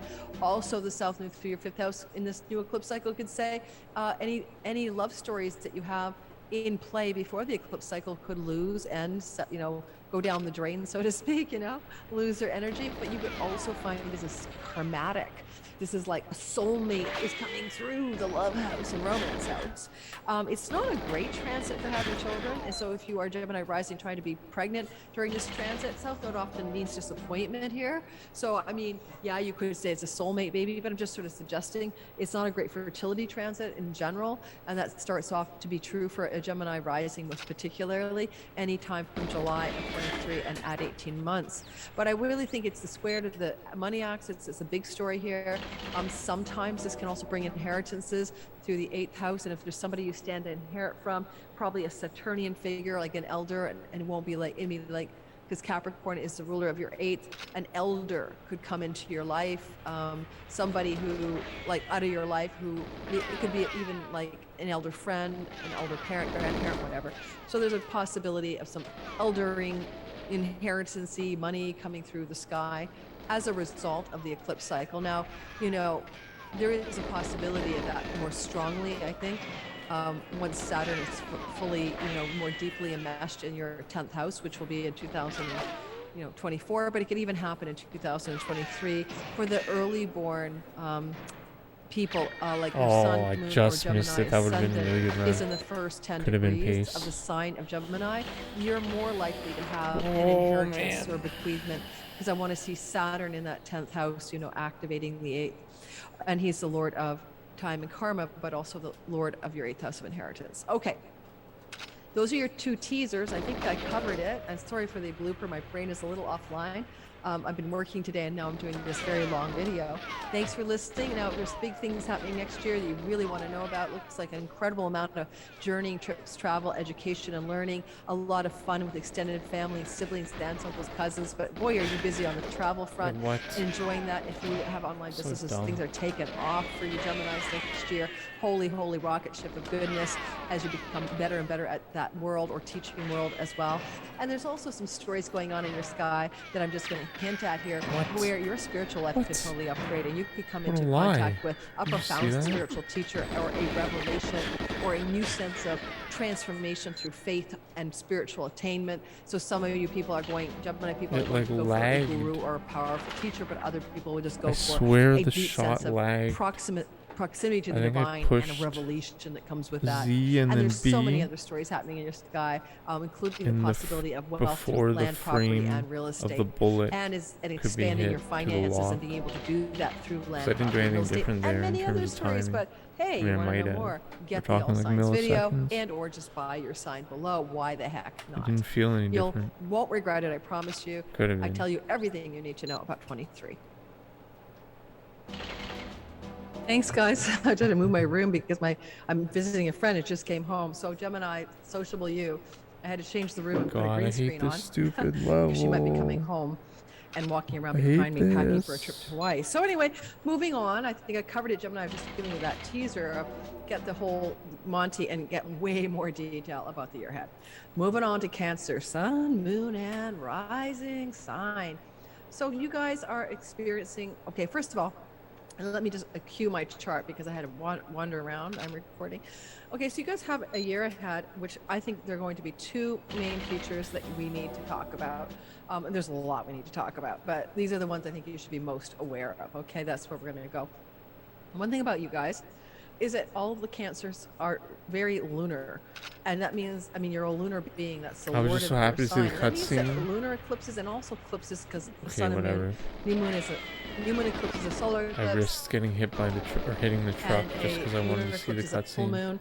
The lunar and solar eclipses, like the eclipses, are lunar events as well as solar. But you're very impacted by them, and it's often not talked about in astrology that you, of all of the signs and the Leo risings as well, especially, are very impacted by eclipse cycles all of the time. They're very big deal to you. But as a general principle, that's true. But then you add that in 2023, the first of the eclipse cycles in Aries begins in July and lasts for 18 months. And those eclipses begin to square you. Square your sun, square your moon, square your identity. Son, father, mother. Yes, your mom or dad could have some health challenges. I'm not going to lie. I'm not going to pretend that's not true. during the time of July of 23 to Never. 2024, the end of the year. In the meantime, this is also just your story, your career sun, your home and security and emotional set points, maybe, moon, and your ascendant, your whole life, your body, your identity, your perspective in life, and all of that. And this eclipse cycle wakes up something there in your chart, and it says that you are being pressured by eclipses to change something in your life. And it's coming from a lot of active pressure applying Rahu North Node transit through your 10th house of career, reputation and status, ambition, and visible action, praxis in the world. You know, yes, you're a student, that's your action in the world. Your career is your action to be a successful student. If you're a mama at home, that's your action to raise your children, be a great mother. And so this story is coming into very acute awareness as a change cycle is pressuring you, particularly from the career point, to make some significant changes to your life. If you're a Cancer rising in particular, this can actually expand your career at the same time, because North Node Rahu is kind of like a reaching, grasping, striving, movement, focus point of the chart. You focus on your career, and you may be moving into greater levels and powers of amplification, expansion, and success in whatever you think is your career purpose, success, ambition, direction in life. And so that's exciting.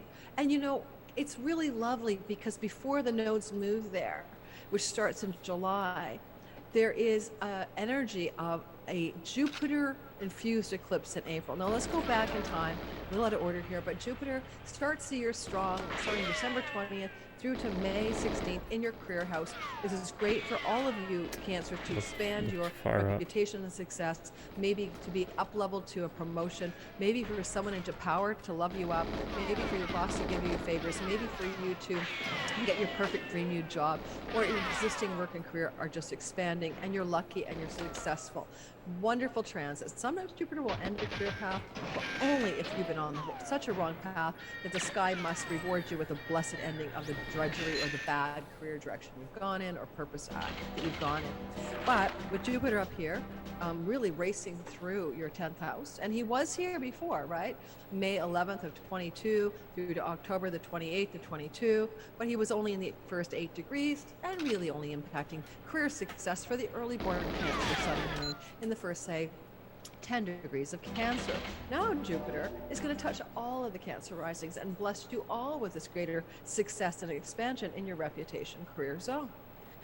Sometimes Jupiter brings weddings if he's up there in the 10th house. So if you're looking to get married or have a wedding or something like that, you could have some wedding bells ringing in your own life or attend a lot of weddings, but maybe more about you. And you could just be very fortunate and very lucky in the career story. And that's happening all the way through from December 20th until May the 16th. And then later on, the nodes are moving into North Node Rahu into your 10th house and continuing the story. But there's an event, there's an eclipse, and the eclipse is happening on April the 20th at 29 degrees of Aries. It's a hybrid eclipse because the node is still stuck in Taurus, where it's been for a year and a half before that, you know, and now there's this, okay, it's time to have a big story, like teaser with Jupiter, 29 degrees in the eclipse, telling you there's an opportunity, a new moon, a new beginning, a total solar eclipse energy. And you don't forget, remember I told you how the eclipses are important to you because you happen to be ruled by like the moon, and so therefore a new moon is the moon and the sun are together with the nodes of fate close enough to cause an eclipse because the nodes are where the eclipses happen. And so here you are having this like Jupiter infused new beginning in your career house. Now there's debate about whether Jupiter as a benefic on an eclipse is thwarted or benefiting. I would say that it's maybe a bit of both. There could be a bittersweet opportunity, like something, it's an opportunity for you in your career path, but it comes at a cost. Or there, you know, it could be like the boss dies and you get to take a position, not just to be gnarly with that, but your boss steps away, your boss is fired, and you get to rise to power. So, because, you know, Jupiter eclipse means leader eclipsed, right? Boss eclipsed or person in power eclipsed. So somebody in the workplace could be eclipsed from your life, is what I'm saying, but it benefits you. So the eclipsing of benefic may not be about you. It could be about your boss. Damn it, bad stairs. Pretty good run, though. Or a leader. It wasn't, even if it was a perfect stairs, it wasn't that it. Kind of stuff.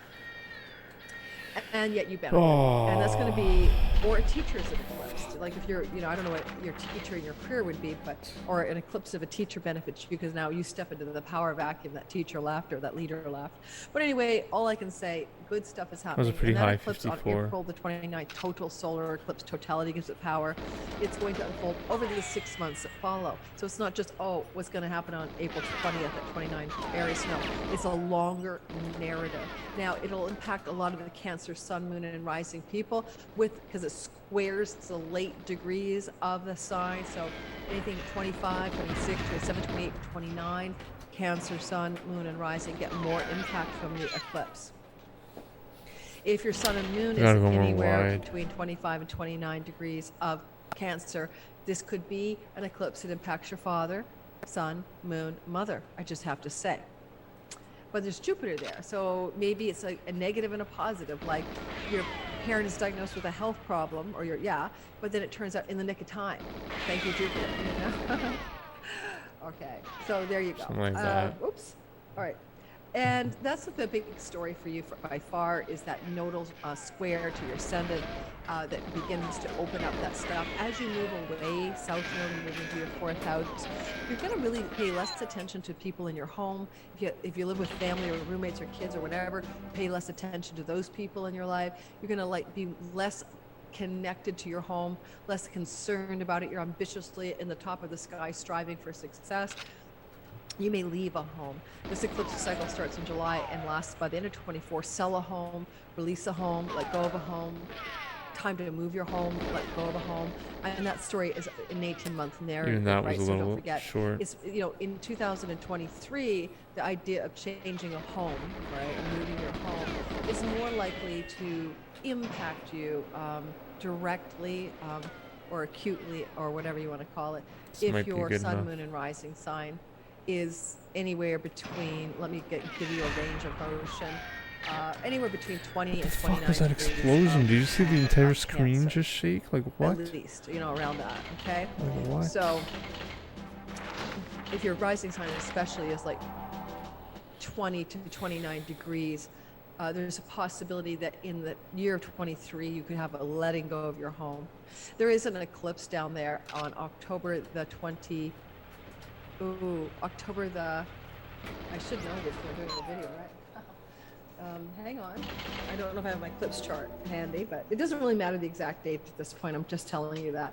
In October, I think it's the 14th of October, there is an eclipse that's happening at 21 degrees of Libra in your fourth house. And so, Sun, Moon, and Rising, especially the rising sign, Cancer's between 18 and 24 degrees maybe of the sign of Cancer, are having an eclipse in the fourth house square your ascendant.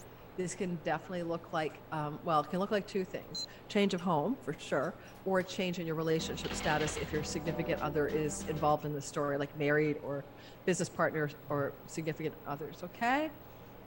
But it'll definitely maybe a change of home. And that story continues into 2024 for the Cancer, Sun, Moon, and Rising, let's say, with Cancer, Sun, Moon, and Rising in the first 20 degrees of Cancer. So you all get your turn. But it's still an overarching theme in general that lasts until the end of 24, that some of you are changing your home. But boy, are you expanding your career.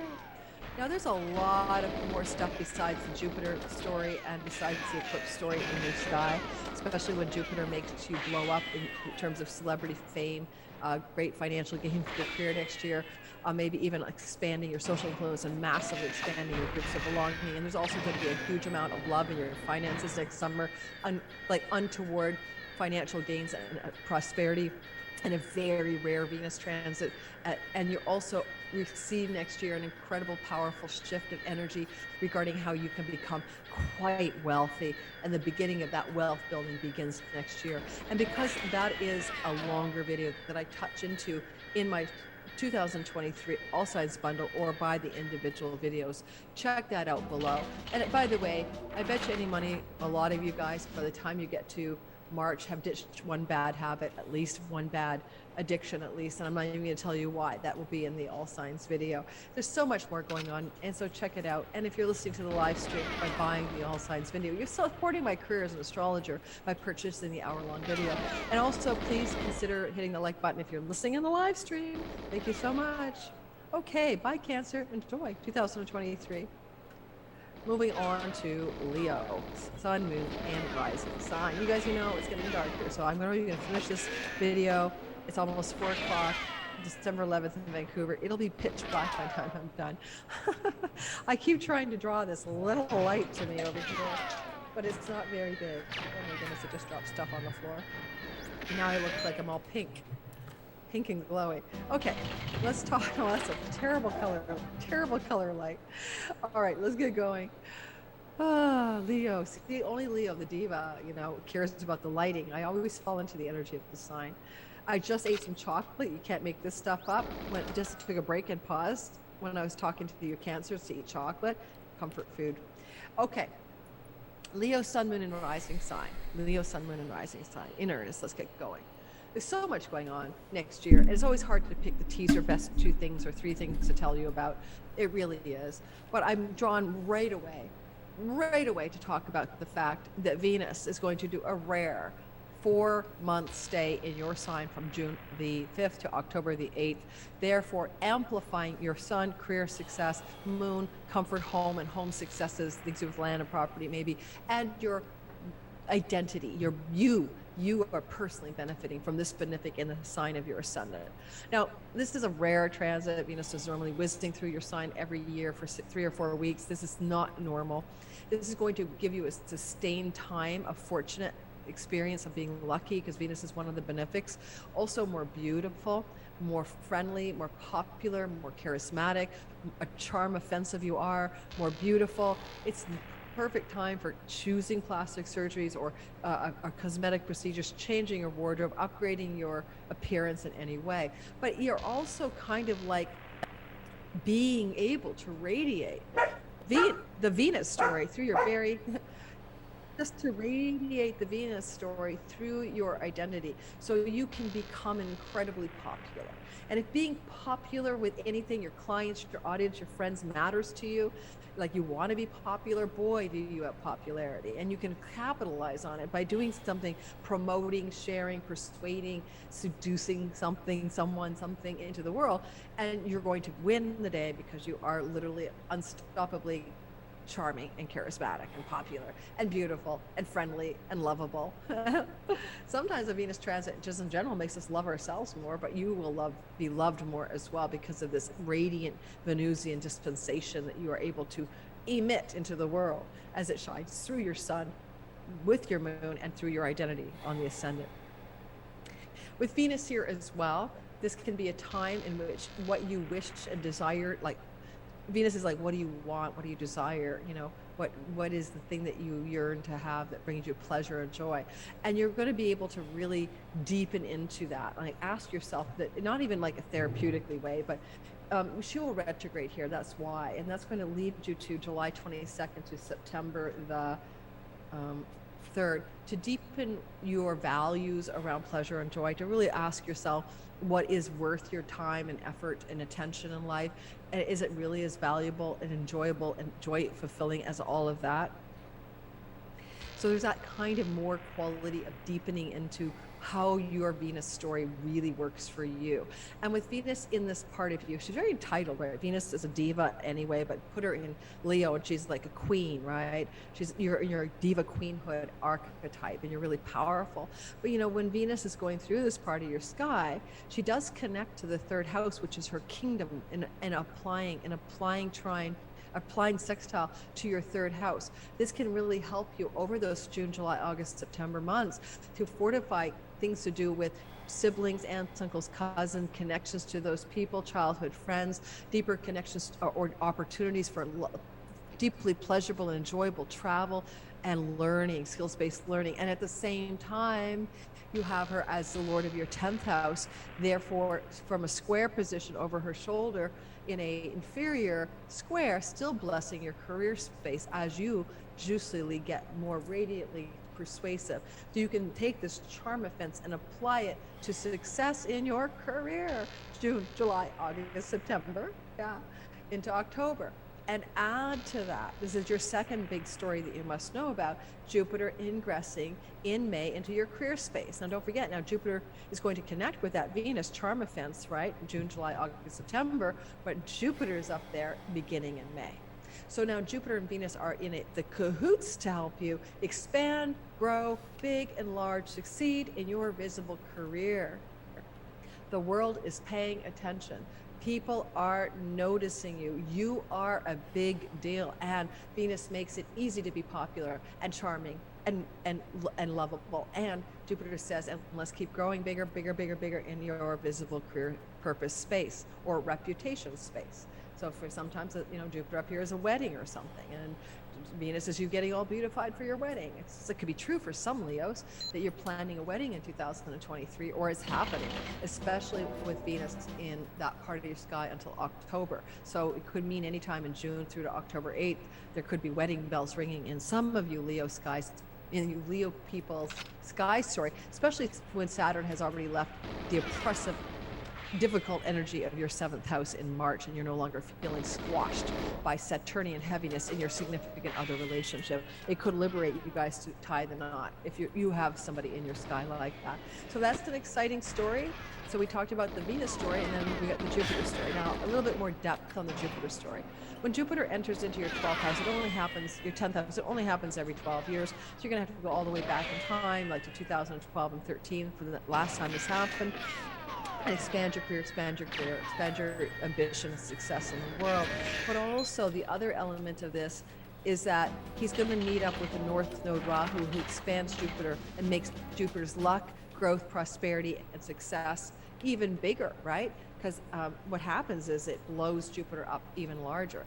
And so the North Node is traveling through the sign of Taurus at the very tail end of its journey that started in January of 2022.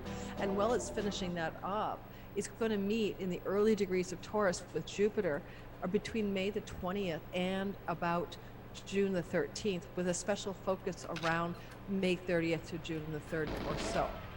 This will be a very big opportunity in your career zone, a very big reputation upgrade. Now, because it's reputation status, like I'm married, I'm single, it could be that for some of you that's a wedding time, or planning a wedding, or announcing a wedding.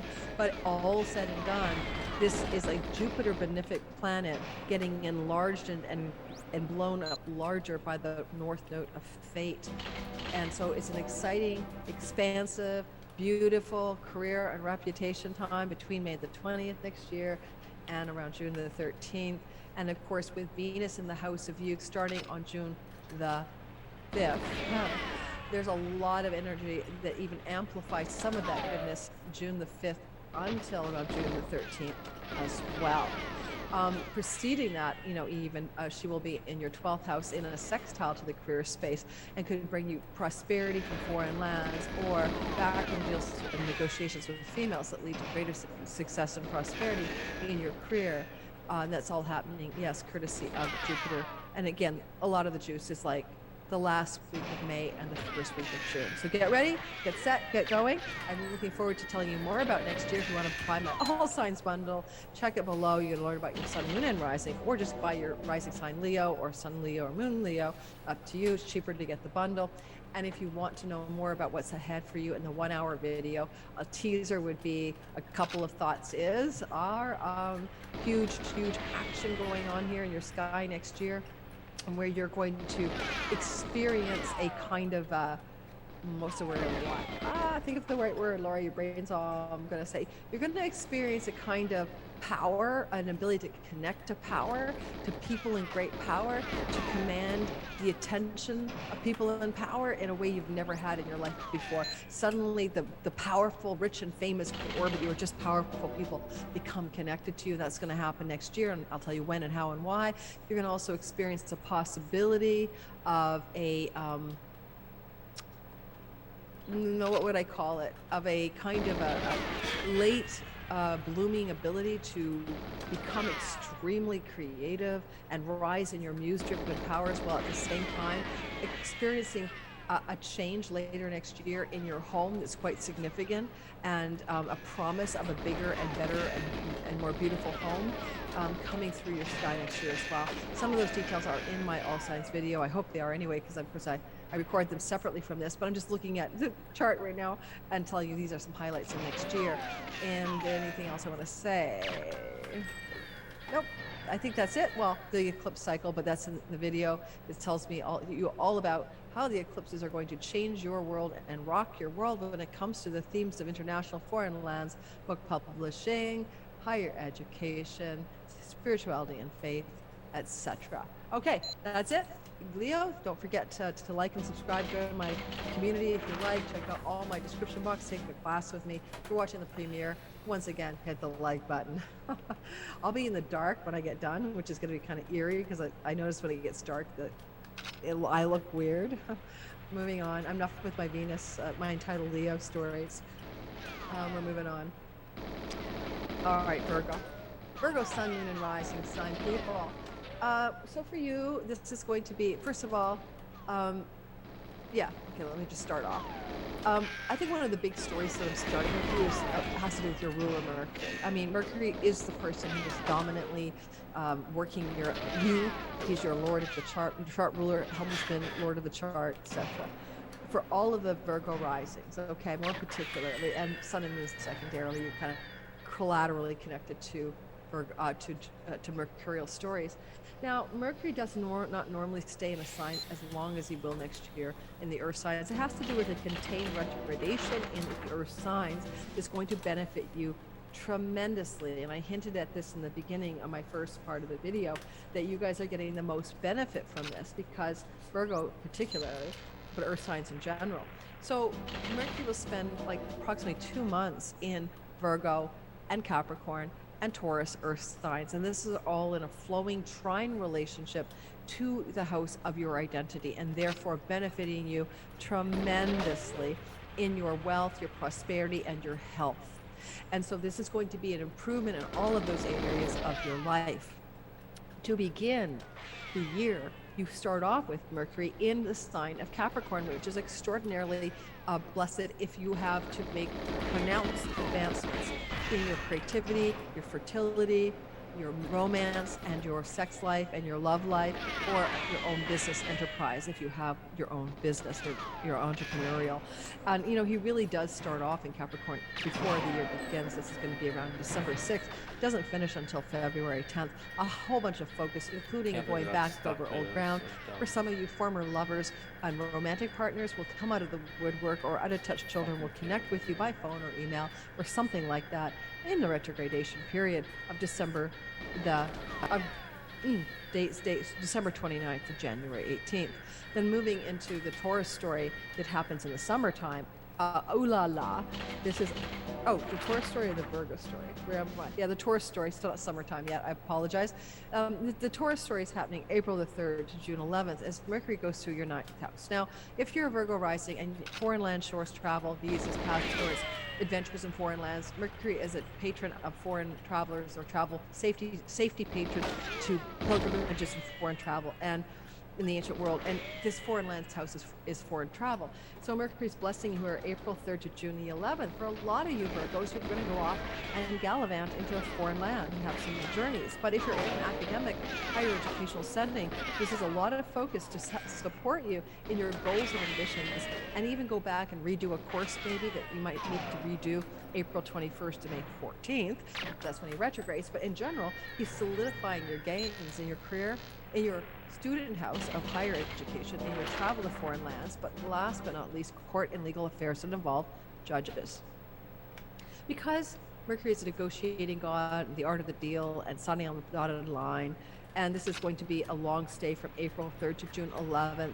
You may be dealing with legal affairs with this transit, but Mercury is your ally and supports you to succeed as he moves through Taurus and gives you what he can to prevent you from having any negative consequences, but only the most positive in this part of your sky.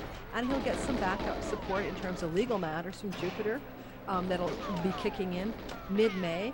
Well, he's still there till June 11th. So mid-May to June 11th, you're going to have a really extensive support for positive developments and luck, academically, foreign lands and travel wise, and connected to book publishing, and connected to deal making, and connected to courts.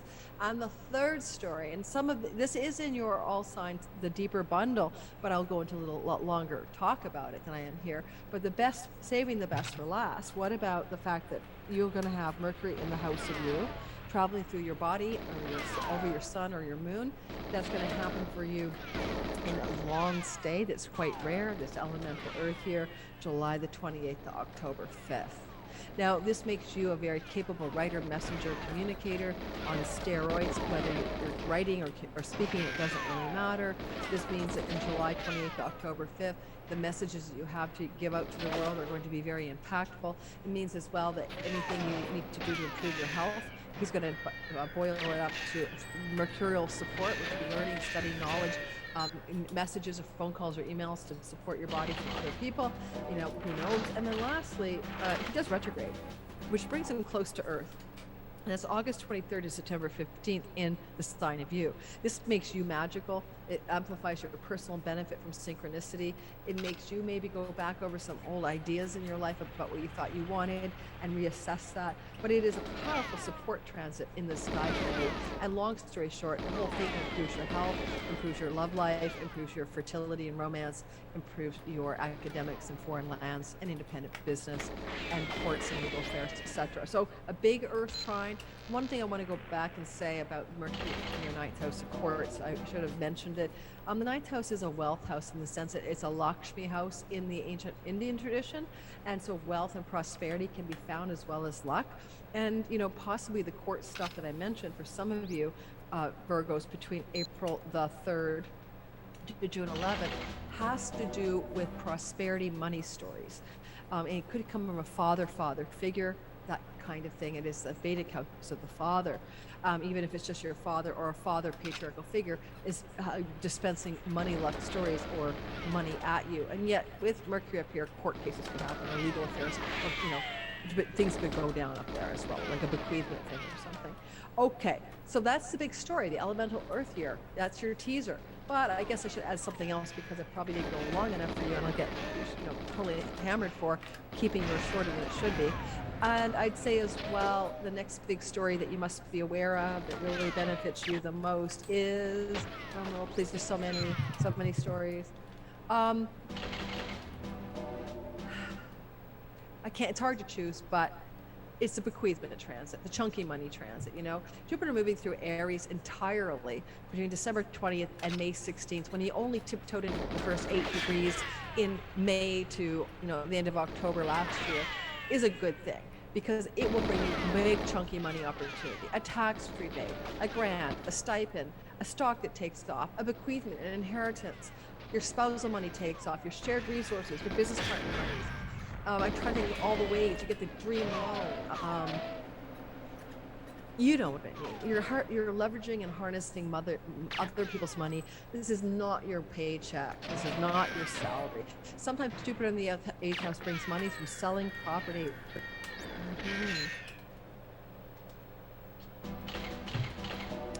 Okay, or legacy wealth. And this is a big story because you could only get this legacy wealth, inheritance money, or this kind of chunky money love in the Jupiter time frame of moving through your 8th house once every 12 years. You might want to go back to think about, what was going on in your life back in 2011 and 12 when this happened. For example, my daughter's a Virgo rising. She did get an inheritance. She was given money from the passing of her grandmother.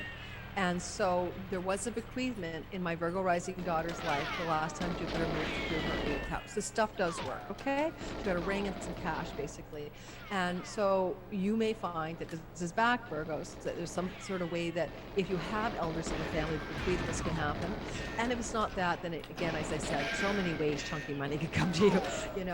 A universe can surprise you here. And certainly with an elemental earth here for your Mercury travels, Your Lord of your sign is Earth. Earth is resources, prosperity, material wealth, and things, and health, and things like that. So that's the second story for you. I'm doing 2 for every sign on average.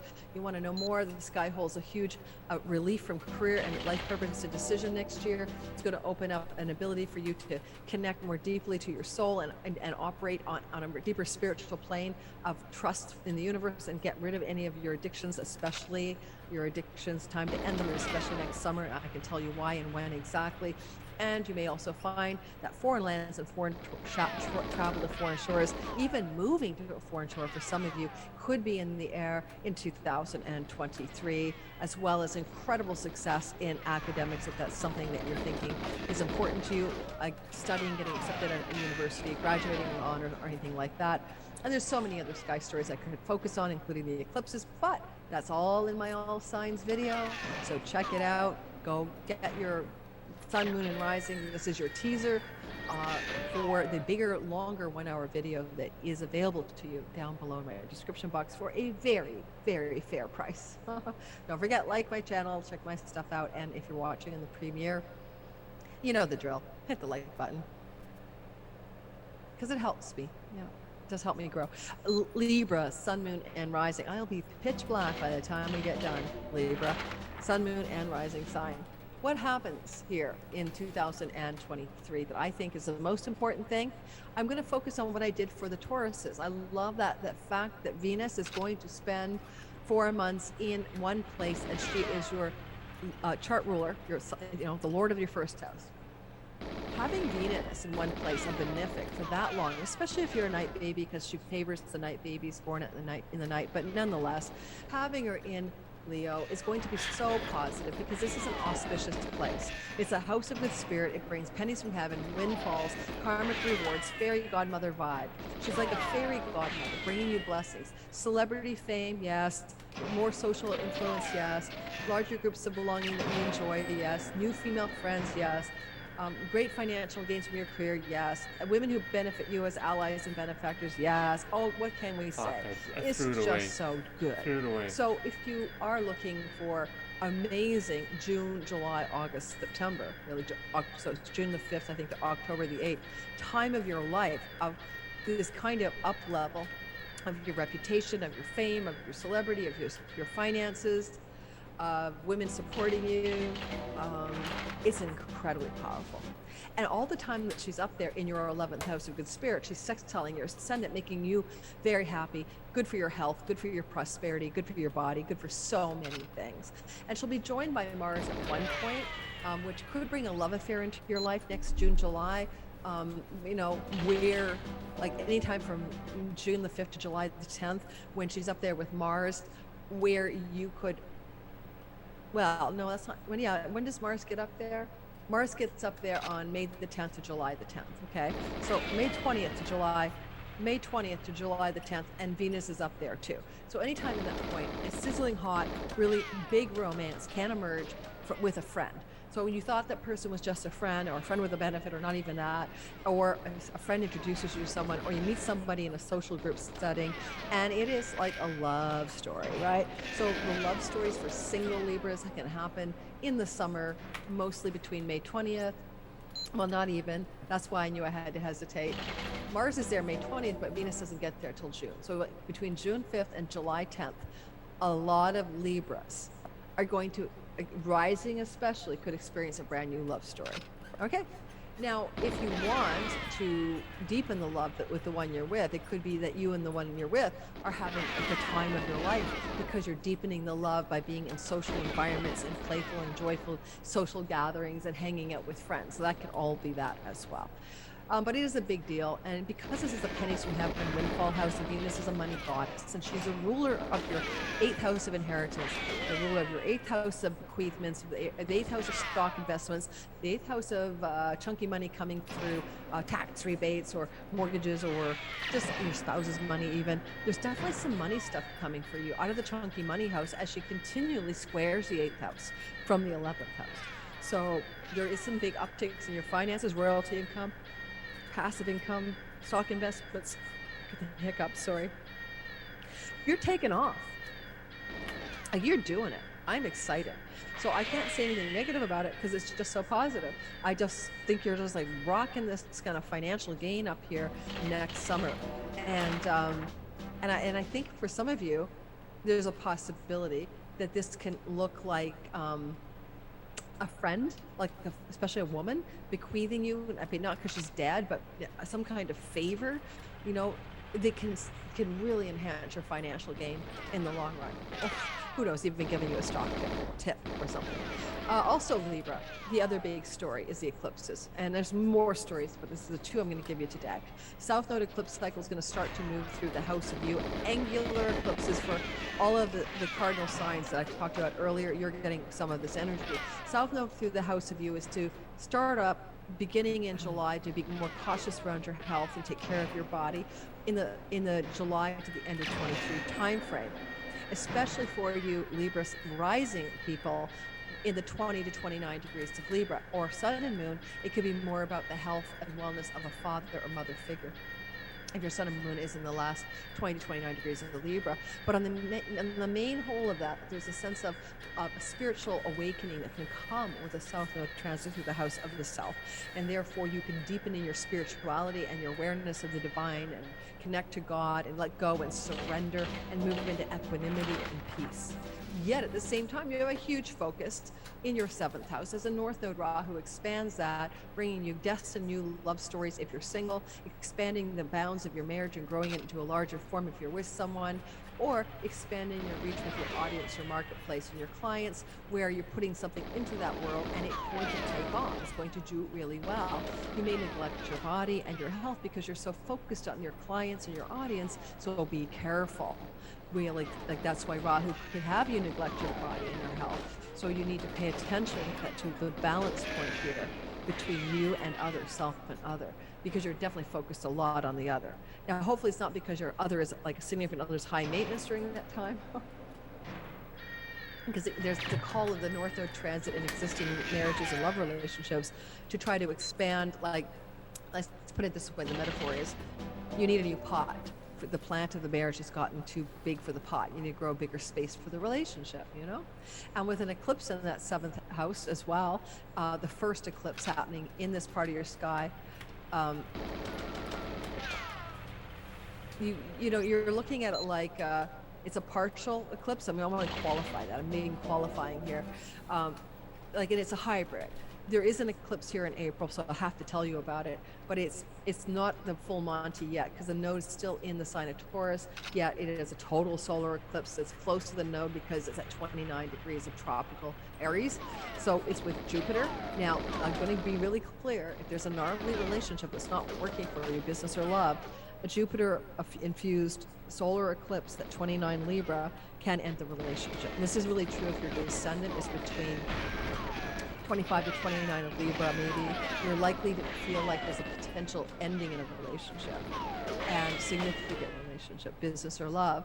But if that doesn't happen, then it could also be a new beginning, a renewal of a vow, a beginning of a new direction in an existing love or business relationship.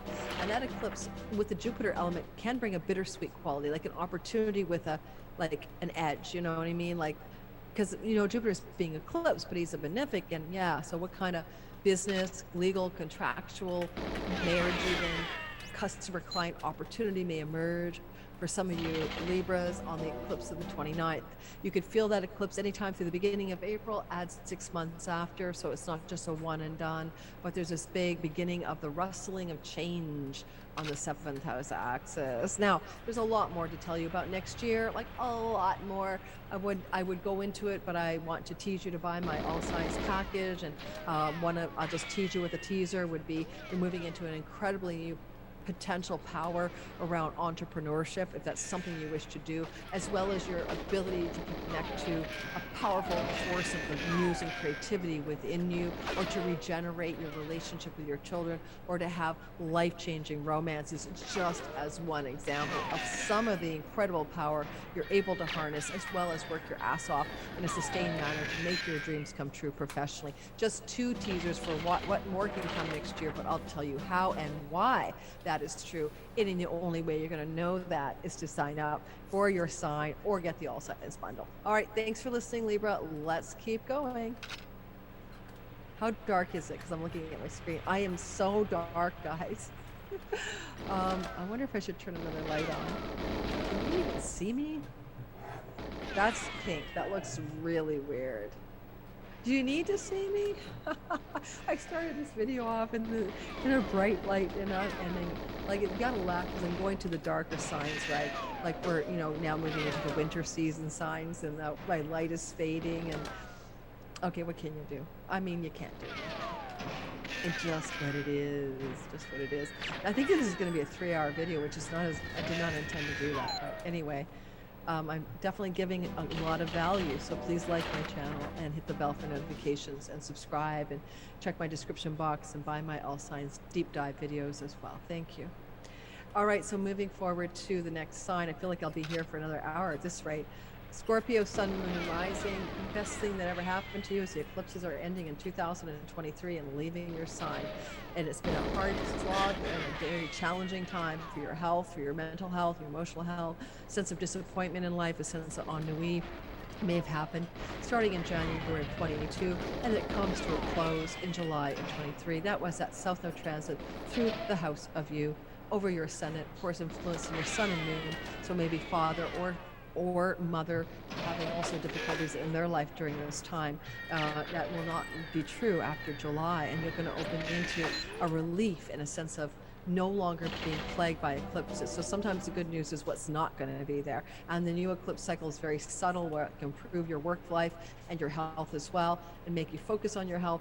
It's not going to be work and health wise. It's not going to be the most game-changing cycle for you at all. So there's less intensity and less ennui and less difficulty, and especially with health. And I might say health, the South Node through the house of the body could have been mental health too, and just feeling emotionally drained because you're very emo, you're a water sign, feeling like something is just off in your life. And I find with Scorpios, you guys are so powerfully soulful and deep, and this is a soulful transit because the South Node Rahu that's finishing up here in July of 23 can bring spiritual awareness as you go into surrender, let go, let God, equanimity, and maybe some of your life has been about that, which is its own journey, and it's not always easy. I think that's important to know that that's over, and that's what I wanted to tell you.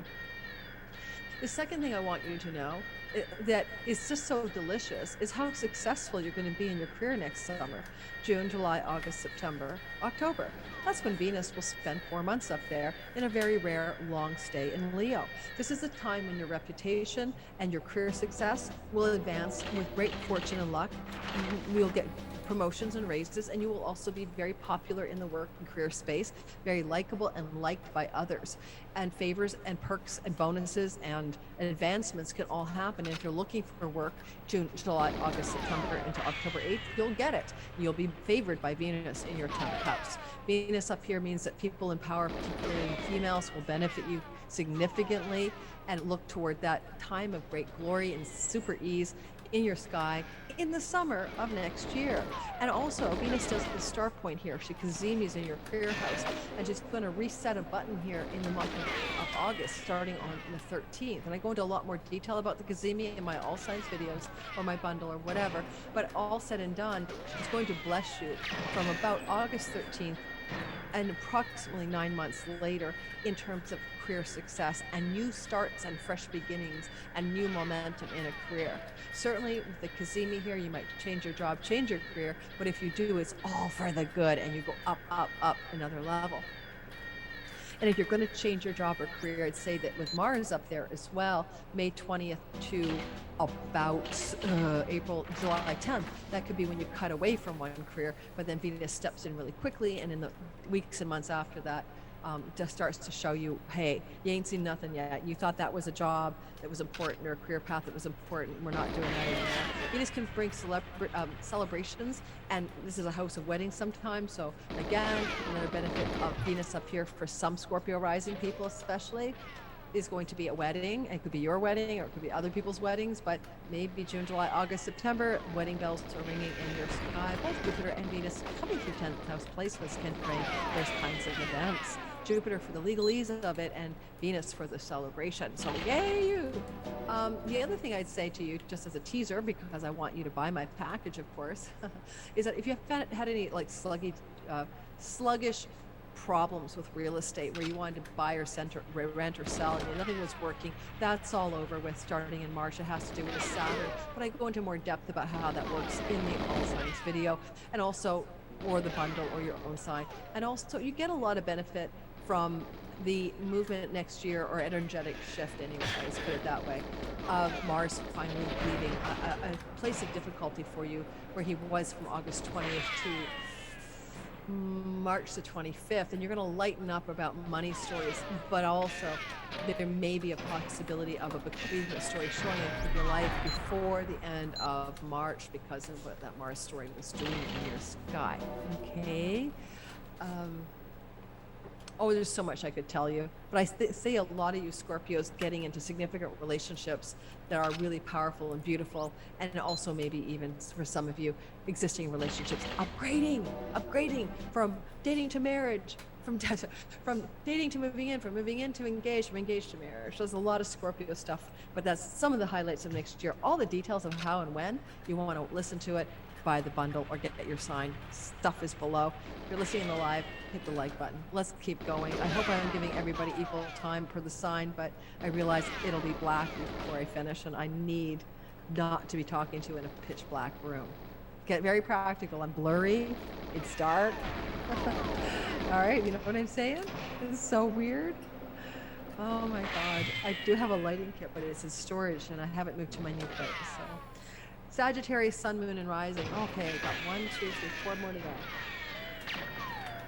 For Sagittarius people, the big story, the teaser that I want you to have in this video today is that you're going to experience the, I'm trying to choose on the fly what to tell you, this is important. I'm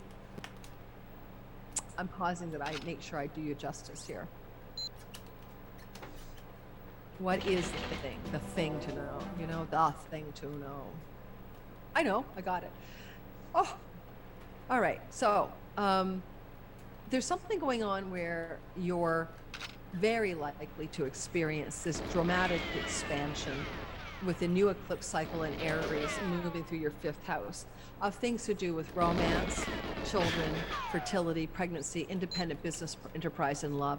And this new North Node eclipse cycle that starts in earnest in July through your 5th house of all of those things, okay, is also preceded by Jupiter starting on December 20th through to May the 16th, moving through that same house. So Jupiter's paving the way. This is a fertility transit. If you are a man or woman, doesn't matter, you or your partner could get pregnant.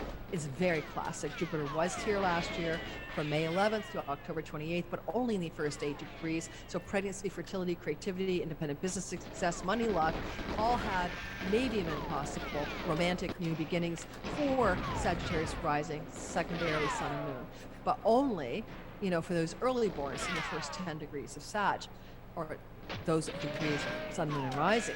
But this year, everybody gets the full Monty. So everybody can get pregnant. Everyone gets into a new romance. Everybody gets inspired by the muse. Everybody starts their own business. Okay, so that's happening in the first 5.5 months of 2023. And then shortly after that, the North Node moves in there in July and continues expanding that story. More pregnancy, more baby, more fertility, more muse, more inspiration, more love, more romance, more fun, more joy, more play, more pleasure, more enthusiasm for life, more innocence, more, it's like a wonderful transit. In the first 5 months of 23, but then July onward with the North Node into the end of 24. You're really focused on creativity and the muses as well, because Jupiter and then the North Node say the same things. If you're a Sag with a creative bent, an artistic, inspirational, muse-driven side of you, then this will create a huge intensity. You could get very involved in your artistic and creative endeavors as well. Now, this is also a house where you definitely could expand Jupiter, your romantic life. Now, that can mean like more than one partner. Sometimes when Jupiter comes through here, we get into like, polyamory or something. There has to be other chart indicators, but just saying. Also, Sagittarius, there's an eclipse in April, on April the 20th at 29 degrees, and it's conjunct Jupiter in your fifth house. So this is going to be a very exciting new beginning, new moon, total solar eclipse with some kind of bittersweet opportunity, and eclipse Jupiter, but he still brings opportunity for you, your children, your relationship to your children, for fertility and pregnancy, and for romance. So like, it's hard to say where the Jupiter being eclipsed in the eclipse means that maybe the opportunity, luck, and beneficence is less than it should be. But on the other hand, it's still in a positive, lucky house. And it's also one of the more positive houses. It's one of the Lakshmi houses for wealth and prosperity and goodness and nourishment and luck. So that is houses 1, 5, and 9. And so you've got this kind of super auspicious house where this eclipse is happening. It just happens to involve an eclipse to Jupiter. So it could be like opportunity with, a side that's challenging, but at the end of the day, it's also positive. And I'm not sure what to make about that.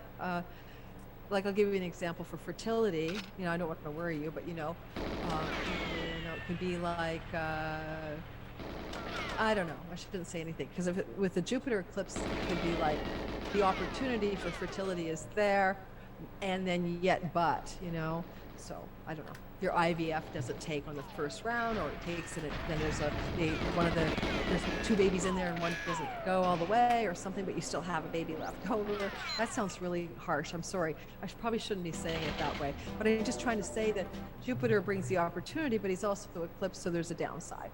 But if you want to have children, and you and your partner want to have children, and Jupiter's moving through that 5th house, it's ideal for conception and for the pregnancy itself. So that's happening in the first 5.5 months of 23, starting on December 20th. All right? It's going to be a red light video. The red light district or something. If you want to buy my all signs, is that the only thing I'm going to tell you? Or is there anything else? Let me look. Anything else? I touched on Jupiter in the 5th, talked about the eclipse there. I talked about the new eclipse cycle moving through there. It's a south node on the other end in Libra, especially with an eclipse in the fall in October in Libra. There's a chance that you're losing friendship groups and circles. You're moving away from them. Now, sometimes it's literal. They move away, or you change your location, and you don't live near the old people you knew. So there's a loss of an ending, a releasing, and a separating maybe, and a less inclined to hang out with those old friends, paring away of the old friends, maybe even some of the groups you used to belong to no longer fit for you. And the great gains from your career that you were so ambitious about for years no longer apply, and you're not worried about making a ton of money financially and succeeding and gangbustering in your career thing. Because a lot of you have a teaser for the longer videos, a lot of action to do with foreign lands and shores is very auspicious next year, if not legal affairs and courts as well on your side, as well as you are super powering up beyond all measure in your ability to actualize some of your deepest wishes and dreams around finding a true home and finding your homeland that really belongs to you. We'll talk more about all of that, when and how, when you check out my video for your sign. It's 60 minutes long, and how to buy your sign video, sun and moon, or the bundle, and give a stocking stuffer to everyone for Christmas is in the description box below this video. Alrighty, and so you can find all the information you need for that.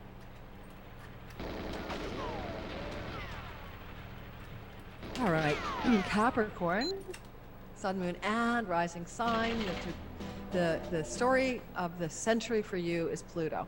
Pluto, in your house of you since 2008. You have been intensified. You have been powerful. You have been wealthy, and then you've been poor. You've been transformed. You've been deep. You've been faced death squarely. You've lost people you love. You've befriended death. You've learned what power is and what power isn't. You've learned where you are powerless and powerful. This has been your journey, and it started in 2008, and it's closing out in 24. But the teaser of the end of that is March the 23rd to June the June the 11th. And this is the teaser of the end of the Pluto story for all Capricorn rising and sun and moon. Now, if it's your sun and moon, this is the same story, but applying maybe to your career, purpose, or father, sun, moon, mother, home, and things to do with your emotional comfort and safety needs, okay? But it's ending. And it's the first taste of freedom from this intensity. So you're going to really appreciate the feeling of March 23rd to June 11th. Pluto is no longer all over you. And you will have Pluto moving through the second house, which can be an incredible bonus points for your wealth. Some of you Capricorns will experience over the 20 years that follow, especially in 24 onward, this increasing power financially and in your resources and the management of your resources, and it can be a great wealth transit. As well as powering up your voice, vocation, calling, and your way of dealing with career ambition and goals. But that's not quite here yet, right? Like the full Monty of the Pluto through the second. So your teaser energy is freedom from having the intensity in the house of you. Now, it's if you're a Capricorn, sun, moon, or rising, in the early Capricorn degrees, or like the first 5 degrees, you get the most influence of this early movement of Pluto, the first foretaste of it, into your second house. Now, death is Pluto's thing, and death in Vedic astrology, the family of origin, family you grew up with, people are second house, so there could be a death in some family of origin, family member. It could include maybe a sibling, especially because Venus goes into the house of siblings, which is an illness of a sibling. So some of you may be dealing with that as well in the March to June timeframe. On the other hand, it would be an opportunity time for greater wealth. And so no matter what degree your Capricorn, sun, moon, and rising is between March 23rd and June the 11th, keep your eye on the money ball for opportunities to increase your value financially, either through new job or through investments and stuff in the 8th house across the way, stock market investments in particular. It looks like you could be really thriving and prospering next summer with Venus's help, and I'll go into details in another video, in your investments, in your 401k, and your stock market stuff, and your all of that, even inheritances as well.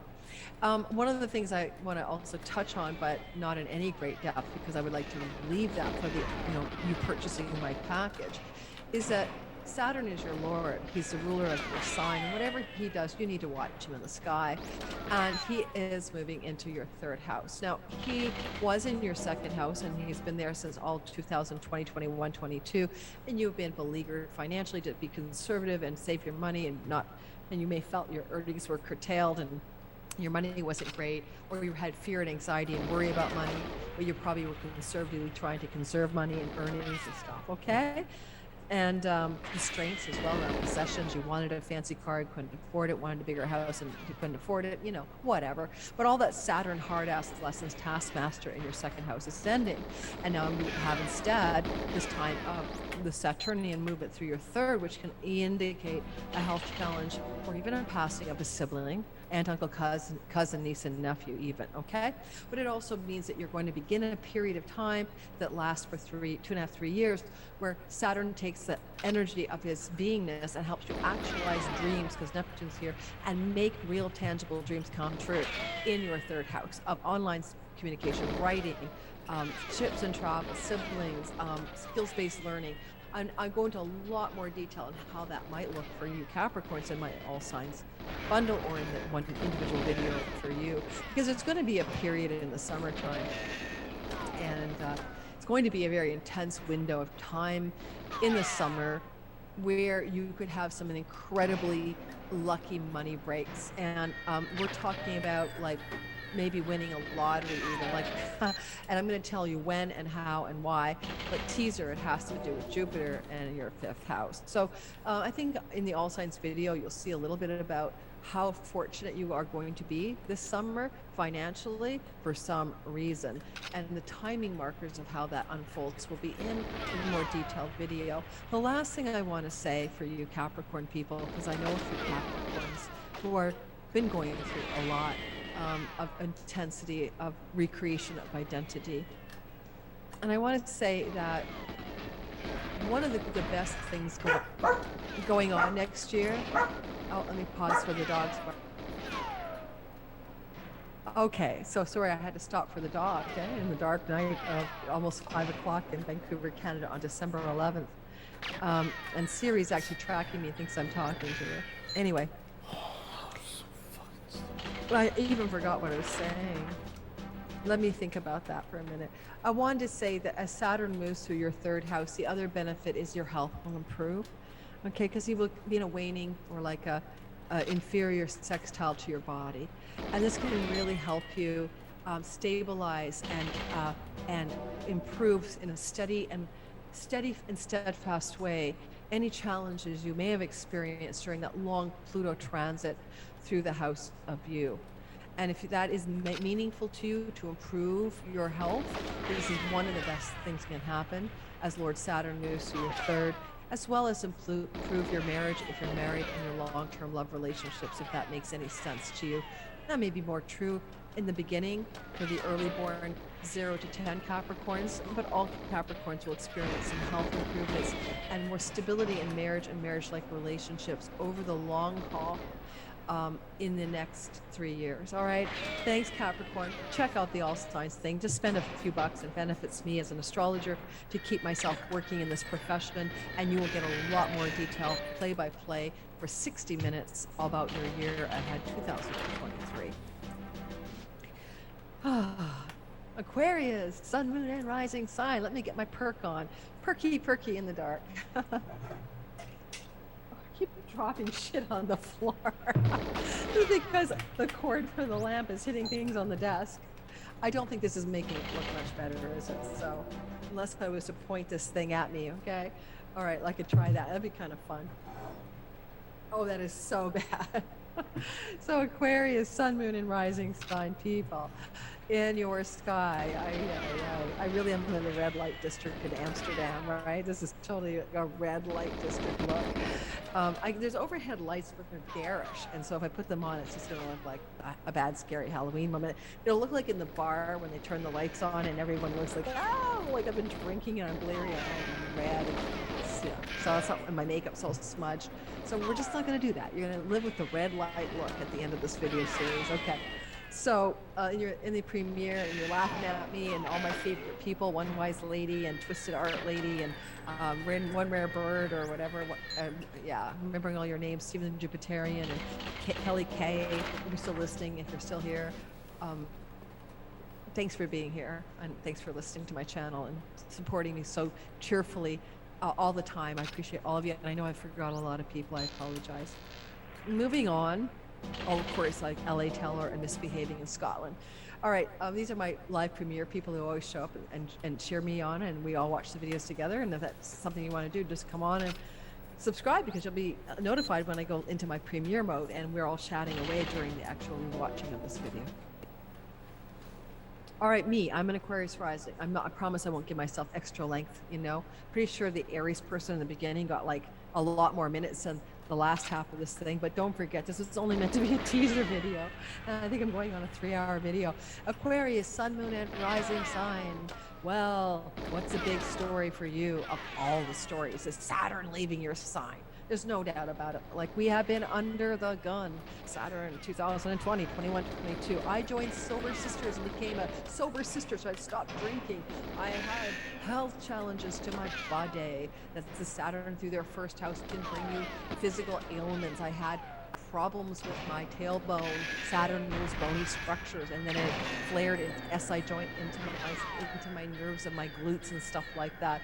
So if you've been a Saturn Aquarius rising, especially Sun and Moon secondarily, Saturn going over your Sun and Moon is like depression, anxiety, or health challenges for father, son, or a slump in your career, son, or your career feels like a hardship, son, or your Moon, mom health challenges, anxiety, or your home life has felt like a hardship and your domestic security has felt difficult. And I could say I can definitely relate to some of that too. But from my Aquarius rising perspective, it's been about my body. And so it's also been about adulting up. And sometimes, you know, with Aquarius people rising, Saturn makes us feel older, more responsible, more heavy, more shouldering the duties of the world, the burdens of the world. We work our asses off. We're so perseverant. We can become workaholics, isolated, and loners. I was doing all of that. We notice our wrinkles and we're critical. We feel like we're older than we are. Although my gray hair has lessened, that's for sure, but I don't know why. I think it's the blueberry smoothies. I do feel older and my body feels creaky. I'm aware of Kronos, the god of time. Lord Saturn is an emissary of Kronos, okay? Kronos is a god in which Saturn represents. And I've been feeling like, oh yeah, I think, come on, Aquarius, I don't care if you're a young Aquarian or middle-aged Aquarian. It's like you can feel the wheels of time. And I felt creaky with the wheels of time during this transit. It can cause anxiety and depression sometimes in some people, Saturn through the first house. But because Aquarius people are Saturn ruled, and we tend to be okay with Saturn for the most part. Like if you're an Aquarius rising, unless Saturn is in your 12th house, 2nd house, 8th house, or 6th house, you're getting along to some degree and are very okay with Saturn. You've got the groove, right? So for the most part, a lot of Aquarius rising people are okay with the taskmaster living through the house of us. So making us stronger, growing us up, adulting us up, making us aware of the preciousness of life and the wheels of time, making us feel responsible, hardworking, and being okay with the dutiful and alone quality to our lives. And of course, this for me dovetailed in all Aquarius rising with the pandemic. So I spent a lot of time alone, isolated in my Montreal apartment, working like a workaholic. So this was like 2020, 21, 22, and it's ending on March the 7th. So this is the end of that, and it won't come back again for 30 years. So it's a big deal, and we no longer feel this restriction, all those Saturn now moves into our earnings house. Now there's a theory that where Saturn goes, he's preparing us for the next thing. And I got this from a lovely guy named Victor, an astrologer colleague, and the idea then would be also that as we were getting our body health challenges going on, as Saturn moved through our first house, he was preparing us to ready make his entrance into our 2nd house of earnings, money and resources and possessions. Now, honestly, he could be making us ready to be more disciplined and conservative and structured in our finances. And also Saturn, in terms of possessions, can make our possessions leaner. We will sell and eliminate and pare down and simplify. We might recondo our life. If it doesn't bring us joy, let's get rid of it. It also can bring us conservative energy around possessions. We want refinement. We want the best stuff. We don't want to buy a piece of junk. We want a cashmere Chanel top, Nathan Allen sofa, and a quality BMW, but we might get a vintage one because it's Saturn. And it may be used because Saturn's practical. So those kind of energies are changing for a lot of Aquariuses. And as well, we've had Neptune in our money house since 2011, and that means that we've been very diffuse, foggy, confused, deluded, illusional around the money story, as well as sounds maybe amazing, dealing with dude. I'm about to sign off, my man. I'm about to sign off and eat myself, disciplined and measured around Thanks, moderation, buddy. I'm around about foods to and turn substances we this game shouldn't off eat, in like a and that's minute. going to be a 3-year story, Maybe right, starting less. in March, Thanks, man. as well as help us bring our dreams into reality, our highest aspirations and visions for how we can make money. And let's be clear, Neptune rules video and videography. I use it because I earn money with Neptune in my 2nd through video. And I've been doing that almost since we entered into my 2nd house in 2011 through my various online generations, and not just as an astrologer. And in that sense, you may be finding that Saturn helps you structure and make that hard work tangible in a rewarding financial way, through the online world of video making, for example, for some Aquarians, or through Neptunian dreams and visions, a great spiritual vibe, your idealism, your visionary, spiritual, mystical stuff, finally is bearing some concrete, tangible results. Making your financial dreams a reality can simply be a Jupiter-Neptune energy, because Neptune is in the 2nd house where Saturn is coming in and, making things real, bringing them into form. Like Saturn brings what is formless into form, basically. When Neptune and Saturn get together, they don't like each other per se, necessarily have very different standards, but this is what may happen for your money and your possessions and your finances and your earnings story. Your dreamy stuff becomes more real. At first it might be disappointing, but then on the other hand, it might be more lucrative. Because one thing I'll say about Saturn is the tortoise and the hare story. Steady as she goes, right? The steady, slow, conservative, practical, diligent, hardworking Saturn is going to win the day in your earnings house. It's not about a race to the finish line. Okay, cool. And anything else you want to say, Aquarius? Because this is your teaser video. I'll give you another little tidbit for next year. If you guys don't have the romance of a lifetime, next year I'll be shocked. Got Venus all through June, July, August, September, in your seventh house, with a retrograde in July through to September. Well said, dude. Old ex-husbands or old significant business and love partners coming back out of the woodwork. And some of those could reconsolidate into a return of a significant relationship, and or if that's not true, even just having that, a new relationship with great power, joy, enjoyment, love, harmony is coming into your life. Now, if you are a business person like me with YouTube and all outreach stuff, for a marketplace and audience, it could be a summer in which Venus simply says, you are so popular, you are so appealing. Now, Venus normally spends only 3 weeks in a sign. This is going to be 4 months. In the summer of 2020, brain come online, 22, when Venus went through my Leo 7th house part of the sky, I had a huge uptick in my subscribers, and my channel began to take off. And so I had 3,000 subscribers at the beginning of last year, but the major growth where I'm now approaching 15,000 happens. Man, I'm gonna eat after. The 7th house. I'm gonna eat in like a minute or two. Thanks, man. And it's been up since then. The good news is Venus will set a new story of love in Kazemi in your 7th house, where she Kazemis on August 13th, and then over the course of the 9 months that follow, you rise in all 7th house matters: love, committed love, business partnerships, legal contracts, and visibility in a marketplace or audience environment. And this is a reset button for her. She's resetting from what she did there in 2019. You may have had some upswings in those areas around love, commitment, and all that. But not 2019 was a different story. She was in her far away from the earth on the other side of the sun connection to the star point, or the Kazemi with the sun. Whereas this time she's between the earth and the sun, I'm gonna eat close to earth, and she's some retrograding into the heart of the leftovers sun on August 13th. after And I this get means off it's a very stream. profound and very deep energy regarding significant committed love stories, regarding business partnerships and outreach to audience, marketplace, and clients. And it does tell a tale that lasts for 4 years, right? So it was like 2019 to 2023. Then it's going to be a new reset from 23 to 27, 2027. No, 3, 4, 5, 6. Yeah, I guess it's 2027. Oh my God. Yeah. Okay, so I can't add at this time of day when I've been talking for 3 hours.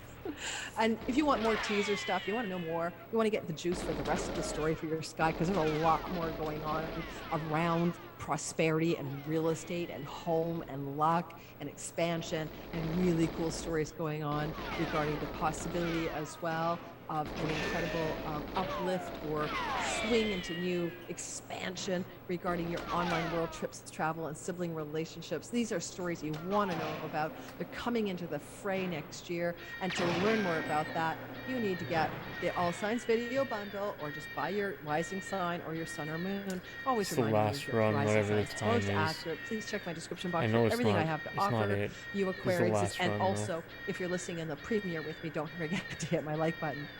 OMG, I am just about done, and I'm going to try not to race through. I'm gonna watch Toy Story next, dude. I'm signing off, buddy. Story.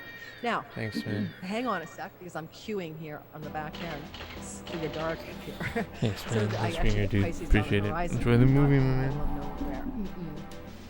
This is a problem sometimes when you're advancing the sky. There we go. All right. From the darkness of the dark, in the dark red light of Vancouver, Canada, on December the 11th. Oh my God. I know, wasn't it? So pat. This is just so dark. I'm going to tell you that you, Pisces, are having the experience, the highlight experience. I'm focused on the highlight, remember, of an increase in your wealth and your earnings and your money and your possessions.